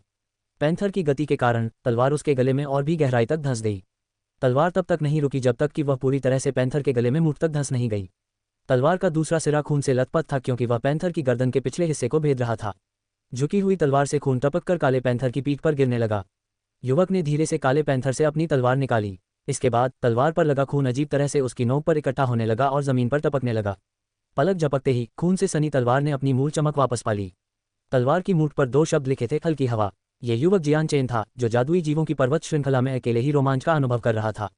अनजाने में ही वह जादुई जीवों की पर्वत श्रृंखला में 1 महीने से रह रहा था। इस पूरे महीने जियान चेन पर्वत श्रृंखला के बाहरी इलाके में ही रहा, न तो अंदर की ओर गया और न ही दूर तक फैला। इस महीने के दौरान जियान चेन दिन में पर्वत श्रृंखला के बाहरी इलाकों का भ्रमण करता और रात में साधना करता। इस समय के दौरान उसने मुख्य रूप से अपनी शक्ति बढ़ाने पर ध्यान केंद्रित किया। चांगयांग हवेली में उसे अपनी साधना की गति धीमी करनी पड़ती थी ताकि उसका प्रदर्शन बहुत उत्कृष्ट न हो। इसी कारण जियान चेन की शक्ति एक महीने के भीतर ही अभूतपूर्व रूप से बढ़ गई। वह शिखर संत से महान संत बन चुका था। इस एक महीने के छोटे से समय में जियान चेन प्राथमिक संत से महान संत बन गए। अगर उनकी इस तेज गति का पता जनता को चल जाता तो पूरे महाद्वीप में हलचल मच जाती। ऐसा इसलिए था क्योंकि किसी भी आम इंसान को प्राथमिक संत से महान संत बनने में 2 या 3 साल लग जाते हैं। यहाँ तक कि प्रतिभाशाली लोगों को भी लगभग 1 साल लगता है। इसलिए जियान चेन की यह असाधारण गति अभूतपूर्व थी। किसी को पता चले बिना ही उन्होंने तियान युआन महाद्वीप के इतिहास में एक नया रिकॉर्ड बना दिया था। लेकिन यह इतिहास का एक ऐसा हिस्सा होगा जो हमेशा के लिए दफन हो जाएगा, जिसके बारे में कोई कभी नहीं जान पाएगा। महान संत स्तर तक पहुंचने के बाद से जियान चेन की युद्ध शक्ति में भी जबरदस्त वृद्धि हुई थी। वर्तमान में वह आसानी से द्वितीय श्रेणी के जादुई जीवों का शिकार कर सकता था और उसने तृतीय श्रेणी के जादुई जीवों पर अपनी नजरें जमा ली थीं। लाइट विंड स्वॉर्ड ने काले पैंथर को चीर डाला, जिसके बाद खून से सना हुआ लेकिन सफेद रंग का एक राक्षसी कोर उछलकर बाहर आया, जिसे जियान चेन ने पकड़ लिया। जियान चेन ने लापरवाही से मुट्ठी भर घास का इस्तेमाल करके खून से लथपथ राक्षस के मूल भाग को साफ कर दिया। हालांकि उसे खुद इस बात की जरा भी परवाह नहीं थी कि उस पर कितना खून लगा हुआ है। अपने हाथ में मौजूद एकमात्र कोर को देखते हुए जियान चेन मुस्कुराया और मन ही मन बुदबुदाया, आज मेरी किस्मत इतनी भी बुरी नहीं है, मैंने पहले ही 12 क्लास 2 मॉन्स्टर कोर एकत्र कर लिए हैं। कोर को हथियाने के बाद जियान चेन ने काले पैंथर के शव पर और ध्यान नहीं दिया और उस क्षेत्र से चला गया। जियान चेन ने पर्वत श्रृंखला के भीतर सावधानीपूर्वक यात्रा की। वह अब एक महान संत था, इसलिए ये कहा जा सकता है कि वह पहले से कहीं अधिक शक्तिशाली था। हालांकि वह जादुई जीवों की पर्वत श्रृंखला में था, इसलिए उसने लापरवाही बरतने की हिम्मत नहीं की। वह अच्छी तरह जानता था कि यद्यपि वह वर्तमान में पर्वत श्रृंखला के बाहरी इलाके में है, फिर भी उसे पर्वत श्रृंखला के गहरे हिस्सों से आने वाले कुछ अधिक शक्तिशाली जादुई जीवों का सामना करना पड़ सकता है, जिनसे जियान चेन इस समय मुकाबला नहीं कर पाएगा। ये भी कहा जा सकता है कि वर्तमान जियान चेन बेहद सतर्क था। वह लगातार चारों ओर देखता रहता था और उसे विशेष रूप से सावधान रहना पड़ता था, खासकर छिपे हुए दलदलों के मामले में, क्योंकि उन्हें ढूंढना बहुत मुश्किल था। दूर से देखने पर समतल भूमि और दलदल में अंतर करना मुश्किल था, लेकिन जैसे ही कोई दलदल पर कदम रखता वह उसमें समा जाता और किसी दूसरे की मदद के बिना बच नहीं पाता। ठीक उसी क्षण जियान चेन के कान फड़कने लगे। वह बड़ी सी मुस्कान के साथ चिल्लाने लगा, पानी! मुझे पानी की आवाज़ सुनाई दे रही है, यहाँ आसपास पानी है। जियान चेन तुरंत बड़ी तेजी से पानी की दिशा में चल पड़ा। कुछ देर बाद जियान चेन कुछ ऊंची ऊंची झाड़ियों को पार करते हुए अंततः एक छोटी सी धारा के पास पहुंची। ये धारा मात्र 3 मीटर चौड़ी थी और ज्यादा गहरी नहीं थी। फिर भी पानी इतना साफ था कि नदी की तलहटी में पड़े पत्थर स्पष्ट रूप से दिखाई दे रहे थे। इस नदी को देखकर जियान चेन खुशी से मुस्कुरा उठा। जादुई जीवों की पर्वत श्रृंखला में प्रवेश करने के बाद ये पहली बार था जब उसे पानी का कोई स्रोत मिला था, और यहाँ इतना समय बिताने के बाद उसके स्पेस बेल्ट में मौजूद साफ पानी लगभग खत्म हो चुका था। अगर उसे जल्द ही पानी का कोई स्रोत नहीं मिला तो वह जंगल छोड़ने पर विचार कर रहा था। उस जगह का चारों ओर जायजा लेते हुए उसने ये सुनिश्चित करने के लिए उसका निरीक्षण किया कि वह सुरक्षित है। फिर उसने अपनी स्पेस बेल्ट के अंदर से कुछ पानी की बोतलें निकाली और उन्हें पानी से भरने के लिए घुटनों के बल बैठ गया। कुछ और कैंटीन भरने के बाद जियान चेन ने अपने कपड़े उतार दिए और अपने शरीर पर जमा पसीने को धोने के लिए नदी में कूद गया। जियान चेन के स्नान शुरू करने के कुछ ही सेकंड बाद उसके चेहरे का भाव अचानक शांत भाव से बदलकर युद्ध के लिए तैयार भाव में बदल गया। तुरंत पानी से उछलकर उसने अपने दाहिने हाथ में लाइट विंड स्वॉर्ड प्रकट किया और उससे नीचे की ओर वार किया। अध्याय 89, चांदी की धारी वाला सुनहरा सांप। जैसे ही जियान चेन ने अपनी लाइट विंड स्वॉर्ड से नीचे की ओर वार किया, पानी से एक सुनहरी लता जैसी चीज निकली और जियान चेन पर हमला कर दिया। जब जियान चेन की तलवार और सुनहरी लता जैसी आकृतियां आपस में टकराईं तो जियान चेन की नीचे की ओर गति रुक गई। हवा में लटके रहने के दौरान भी उसका पूरा शरीर वार करने की मुद्रा में बना रहा। उसकी तलवार की नोक ने सुनहरी लता जैसी आकृति के सिर को सटीक रूप से भेद दिया। ये दृश्य 2 सांसों के अंतराल में ही समाप्त हो गया। अचानक नदी के किनारे स्थित जंगल से लंबी घास में से एक और सुनहरी लता निकली और जियान चेन की ओर उड़ गई। अचानक हुए हमले से जियान चेन के चेहरे पर कोई भाव नहीं बदला। उसने अपनी बांह को मजबूती से जमाया और नीचे लटकती सुनहरी लता जैसी चीज की शक्ति का इस्तेमाल करके गति प्राप्त करने की तैयारी करते हुए हमलावर को लात मारकर दूर धकेल दिया और हवा में घूमते हुए नदी किनारे मजबूती से उतरा। जमीन पर उतरते ही वह तुरंत अपने कपड़ों की ओर भागा और उन्हें पहन लिया। कपड़े पहनने के बाद जियान चेन ने ऊपर की ओर देखकर सुनहरी लता जैसी आकृति को गौर से देखा तो पाया कि वह एक सुनहरा सांप था। उसका पूरा शरीर सुनहरे रंग का था, लेकिन उसके सिर से पूंछ तक चांदी की कुछ धारियां थीं। वह लंबाई में भी काफी बड़ा था, केवल उसका खुला हुआ हिस्सा ही लगभग 6 मीटर लंबा था। जियान चेन ने जैसे ही उसके शरीर पर चांदी की धारी देखी, वह दंग रह गया। ऐसा लगा जैसे उसे कुछ याद आ गया हो, क्योंकि उसका चेहरा अचानक बदल गया। वह खुद को रोक नहीं पाया और जोर से चिल्लाया, चांदी की धारियों वाला सुनहरा सांप। सिल्वर स्ट्राइप्ड गोल्डन स्नेक के बारे में जियान चेन ने अकादमी की लाइब्रेरी में मौजूद किताबों में पहले भी पढ़ा था। यह एक दुर्लभ जादुई जीव था जिसे सर्पों का सम्राट माना जाता था। पूरे तियान युआन महाद्वीप में हजारों जादुई जीवों को देखते हुए सिल्वर स्ट्राइप्ड गोल्डन स्नेक की संख्या मुश्किल से 3 अंकों तक ही पहुंचती थी। सिल्वर स्ट्राइप्ड गोल्डन स्नेक अपनी दुर्लभता के कारण नहीं, बल्कि अपने शरीर के कारण कीमती था। चाहे मांस हो या खून, ये बहुत मूल्यवान था। इसके शरीर में मौजूद विष विशेष रूप से कीमती था। ये तियानयुआन महाद्वीप में मिलने वाली उन वस्तुओं में से एक था जिनका कोई बाजार नहीं था, भले ही लोग इसके लिए ऊंची कीमत देते हों। इसका कारण ये था कि यदि इस अत्यंत विषैले विष को विशेष रूप से परिष्कृत किया जाता तो यह एक शिखर स्वर्ग संत गुरु को भी मार सकता था। इसके अलावा इस विष को शरीर से निकालना असंभव था। जब तक किसी के पास रजत धारीदार स्वर्ण सर्प का रत्न न हो तब तक कोई अन्य उपाय नहीं था। यहाँ तक कि एक तेजस्वी संत गुरु भी इसके बारे में कुछ नहीं कर सकते थे।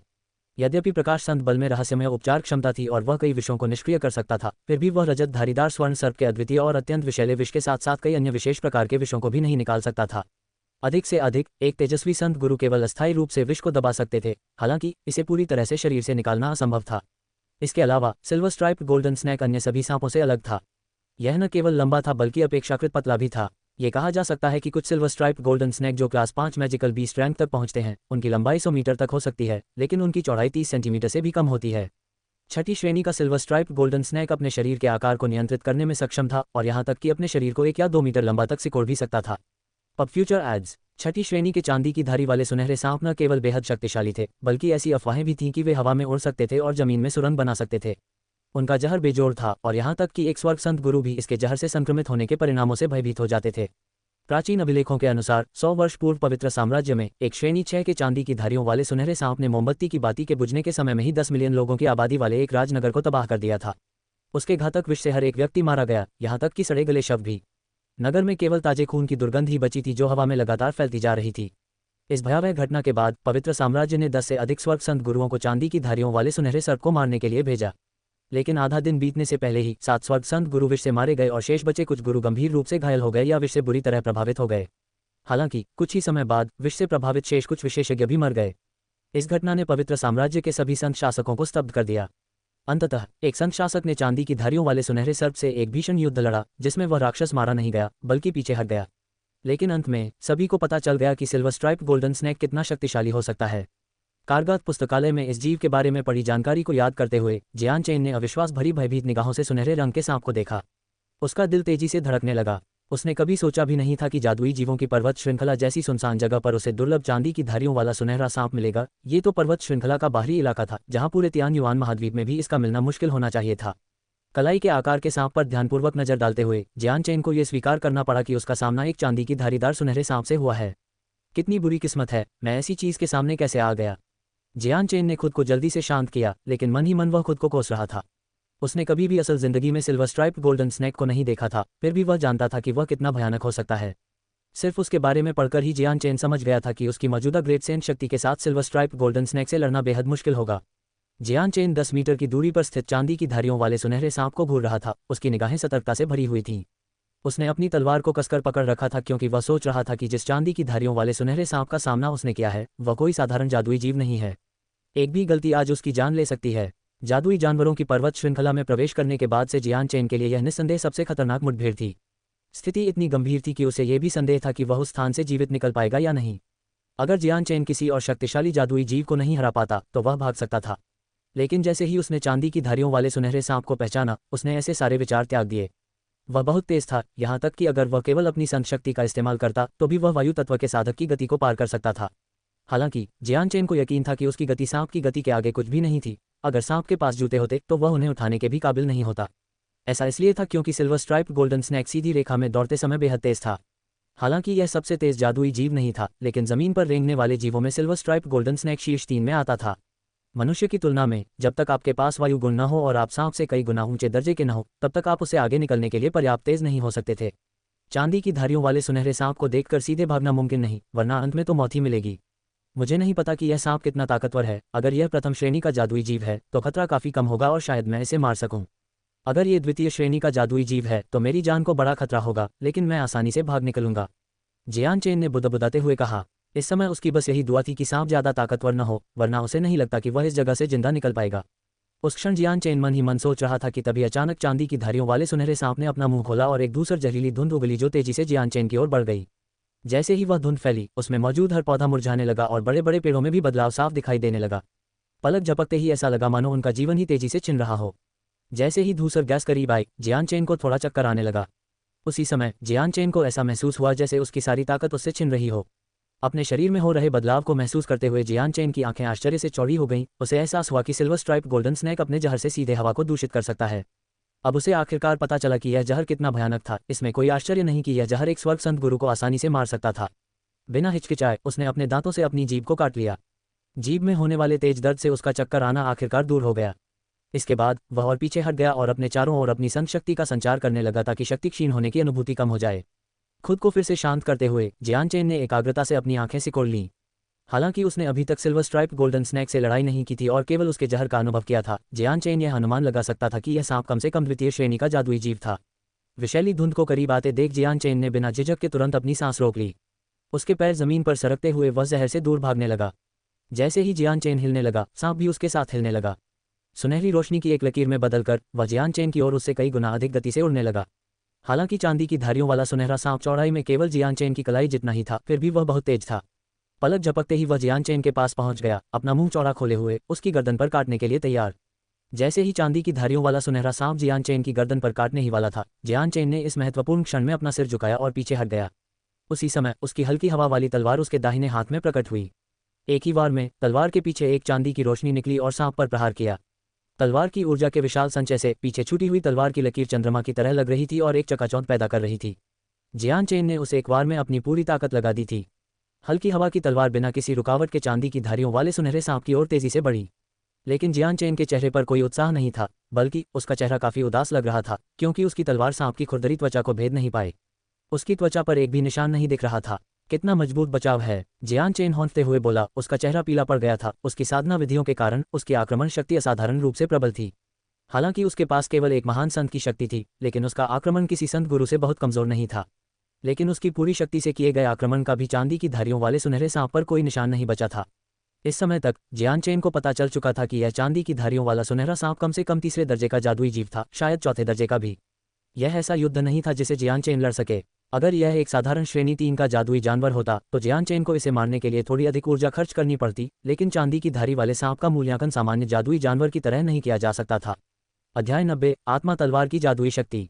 जब जियान चेन स्तब्ध था, तभी चांदी की धारियों वाले सुनहरे सांप का छोटा सा सिर उसके बेमेल बड़े मुंह की तुलना में घूमकर जियान चेन की गर्दन पर एक बार फिर झपटा। अपने नुकीले दांतों को लहराते हुए उसके मुंह से लगातार भूरे रंग की जहरीली धुंध बह निकली। अपने ऊपर हमला करने के लिए आते हुए सांप के खुले जबड़े को भांपते हुए जियान चेन ने तुरंत अपना सिर एक तरफ झुका लिया ताकि उस जानवर के विशाल मुंह से बच सके। इसके तुरंत बाद वह उग्र कदमों से घूमकर चांदी की धारियों वाले सुनहरे सांप के पीछे पहुंच गया। जियान चेन की हल्की हवा वाली तलवार चमक उठी और उसने एक बार फिर उसे सांप के शरीर पर वार किया, यह मानने से इनकार करते हुए कि यह बेहतर होगा। लाइट विंड स्वॉर्ड ने सिल्वर स्ट्राइप गोल्डन स्नेक की त्वचा पर सटीक वार किया, लेकिन वह सांप के शल्क की पहली परत पर ही रुक गया और आगे नहीं भेज सका। पतली सुनहरी त्वचा एक अभेद्य किले की तरह थी। जियान चेन के पूरे बल से किए गए प्रहार का भी उस पर कोई निशान नहीं रहता। ये देखकर जियान चेन का चेहरा और भी गंभीर हो गया। अपनी तलवार की अप्रभाविता का पता चलने के बाद उसका मनोबल पूरी तरह से गिर गया था। सिल्वर स्ट्राइप गोल्डन स्नेक की शक्तिशाली सुरक्षा ने जियान चेन के सामने कोई विकल्प नहीं छोड़ा था, क्योंकि सांप की मजबूत सुरक्षा के सामने उसके सबसे शक्तिशाली हमले भी बच्चे के खरोंच जैसे थे, जिनका कोई असर नहीं होता था। जियान चेन ने जरा भी संकोच नहीं किया।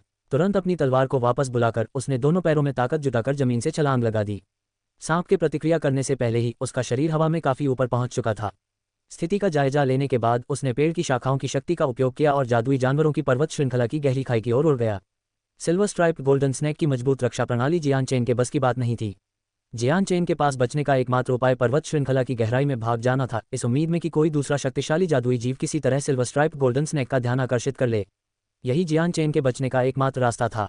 हालांकि यह तरीका बहुत बड़ा खतरा मोल लेने जैसा था, लेकिन उसके पास कोई और विकल्प नहीं था। जियान चेन जानता था कि जादुई जीवों की पर्वत श्रृंखला में कई भाड़े के सैनिक मौजूद हैं, जिनसे वह चांदी की धारी वाले सुनहरे सांप को रोकने में मदद ले सकता है। हालांकि पर्वत श्रृंखला इतनी विशाल थी कि किसी अन्य भाड़े के सैनिक से मिलने की संभावना बहुत कम थी। जियान चेन हवा में उड़ गया। अपने दोनों ओर की पेड़ की शाखाओं का सहारा लेकर वह पर्वत श्रृंखला की ओर तेजी से बढ़ गया। उसके ठीक पीछे चांदी की धारियों वाला सुनहरा सांप उसका पीछा कर रहा था, जिसकी जीभ लगातार ऊपर नीचे फड़फड़ा रही थी। उसके शरीर का सीधा हिस्सा 6-7 मीटर लंबा था। सांप काफी लंबा था और उसके शरीर के आयामों का अभी पूरी तरह से आकलन नहीं किया गया था। उस समय जियान चेन ने सांप की विशेषताओं को पूरी तरह से नहीं देखा था। हालांकि अब तक देखे गए चांदी की धारियों वाले सुनहरे सांप के आधार पर वह अनुमान लगा सकता था कि यह कम से कम 50 मीटर लंबा था। जियान चेन इस आकार की दिशा में दौड़ता रहा और बाधाओं की तलाश करता रहा, इस उम्मीद में कि चांदी की धारी वाला सुनहरा सांप रास्ते में फंस जाएगा। रोवर अचानक पास ही में एक बाघ की दहाड़ सुनाई दी। उसकी आवाज तेजी से जियान चेन की ओर बढ़ी और कुछ ही देर में जियान चेन ने अपनी आंखों के सामने 3 मीटर लंबा एक काला बाघ प्रकट होते देखा। बाघ की आंखों में एक भयावह चमक थी जैसे ही उसने जियान चेन को देखा, लेकिन जैसे ही वह उस पर झपटने वाला था, उसके सामने 50 मीटर लंबा एक सुनहरी लता जैसा शरीर प्रकट हो गया। सुनहरे सांप को देखते ही काले बाघ को ऐसा लगा जैसे उसे बिजली का झटका लगा हो। उसके शरीर के सारे बाल खड़े हो गए और उसकी आंखों की भयावह चमक पल भर में गायब हो गई। सांप को देखते ही उसकी आंखों की भयावह चमक की जगह डरने ले ली। वहां और रुकने की हिम्मत न करते हुए काला बाघ दुम दबाकर तेजी से भाग गया। हालांकि सिल्वर स्ट्राइप्ड गोल्डन स्नेक एक सर्प था, लेकिन अगर उसे जादुई जीवों की भीड़ में रख दिया जाए तो अधिकांश जादुई जीव उसे परेशान करने की हिम्मत नहीं करेंगे। इस तरह की स्थिति पर्वत श्रृंखला में पहले भी कई बार हो चुकी थी। जियान चेन ने कई तरह के जादुई जीवों का सामना किया था, लेकिन ये पहली बार था जब उसने किसी को चांदी की धारी वाले सुनहरे सांप को देखकर इतनी तेजी से भागते देखा।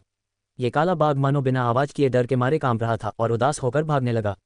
यहाँ एक भी जादुई जीव ऐसा नहीं था जो उसके पीछे मौजूद चांदी की धारी वाले सुनहरे सांप को उकसाने की हिम्मत करता। 1 घंटे बाद जियान चेन जादुई जीवों की पर्वत श्रृंखला की खाई के करीब पहुंच चुका था। जंगल और भी घना होता जा रहा था, जिससे जियान चेन को अपने रास्ते में और भी बाधाओं का सामना करना पड़ रहा था। ठीक उसके पीछे चांदी की धारियों वाला सुनहरा सांप लगातार उसका पीछा कर रहा था। ऐसा लग रहा था मानो सांप ने जियान चेन को अपना शिकार बना लिया हो। असंख्य जादुई जीवों के सामने आने के बावजूद उसकी निगाहें जियान चेन पर टिकी हुई थीं। फुफकार, सांप का सिर एक पल में गायब हो गया और उसने एक बार फिर जियान चेन को काट लिया। जियान चेन लगातार अपने पीछे की स्थिति पर नजर रख रहा था, इसलिए जैसे ही उसने सांप को अपनी ओर बढ़ते देखा, उसने तुरंत अपने पैरों को उस मजबूत पेड़ की शाखा से हटा दिया जिस पर वह बैठा था। अचानक लगे बल से वह एक तरफ उछल गया, जिससे सांप उस पर वार करने से चूक गया। जियान चेन बार बार सांप के हमलों से बचता रहा। हर नाकामी के साथ चांदी की धारियों वाला सुनहरा सांप और भी क्रोधित होता गया, उसकी आंखों में खतरनाक चमक और भी तेज हो गई। अचानक लंबी घास से एक लंबी सुनहरी सांप की पूंछ तेजी से जियान चेन की ओर बढ़ी। जैसे ही जियान चेन ने अपनी ओर आती हुई पूंछ को देखा, उसका चेहरा बदल गया। बगल में मौजूद मजबूत पेड़ की शाखा को देखकर वह तुरंत उछल पड़ा और बिना किसी झिझक के अपनी जगह से दूर हट गया। उसका पूरा शरीर उड़ता हुआ घनी पत्तियों वाली शाखाओं वाले एक विशाल पेड़ की ओर जा गिरा। सांप की पूंछ ने तुरंत अपना कोण बदला और बेहद तेज गति से जियान चेन की ओर बढ़ी। पलक झपकते ही वह जियान चेन तक पहुंच गई और उसकी कमर के चारों ओर कसकर लिपट गई। जैसे ही पूंछ उसकी कमर के चारों ओर लिपटी, जियान चेन का चेहरा डर से पीला पड़ गया। लाइट विंड स्वॉर्ड तेजी से चमकने लगी और तुरंत पूंछ पर वार किया, लेकिन बाहरी शल्क बेहद सख्त होने के कारण जियान चेन की तलवार ने उस पर कोई निशान नहीं छोड़ा। उसी क्षण एक दुर्गंध फैल गई और चांदी की धारियों वाले सुनहरे सांप का मुंह दिखाई दिया, जो उसके शरीर से भी बड़ा था। पलक झपकते ही वह जियान चेन की गर्दन की ओर झपटा और उसे जकड़ने ही वाला था। खुद को तैयार करने का समय मिले बिना ही जियान चेन ने तुरंत घबराहट में अपनी लाइट विंड स्वॉर्ड को सांप के मुंह पर दे मारा, लेकिन सांप चालाक था और उसने तलवार से बचने के लिए अपना सिर घुमा लिया। इसके बाद सांप ने अपने जबड़े चौड़े खोले और अपने नुकीले दांत जियान चेन के बाएं कंधे में गहराई तक धंसा दिए। अपने बाएं कंधे में तीव्र दर्द महसूस करते हुए जियान चेन का चेहरा पीला पड़ गया। चांदी की धारियों वाले सुनहरे सांप का जहर बहुत शक्तिशाली था और एक बार काटने के बाद इसका एकमात्र इलाज सांप का खून ही था। कोई और उपाय नहीं था, यहाँ तक कि एक तेजस्वी संत गुरु भी इसका इलाज नहीं कर सकते थे।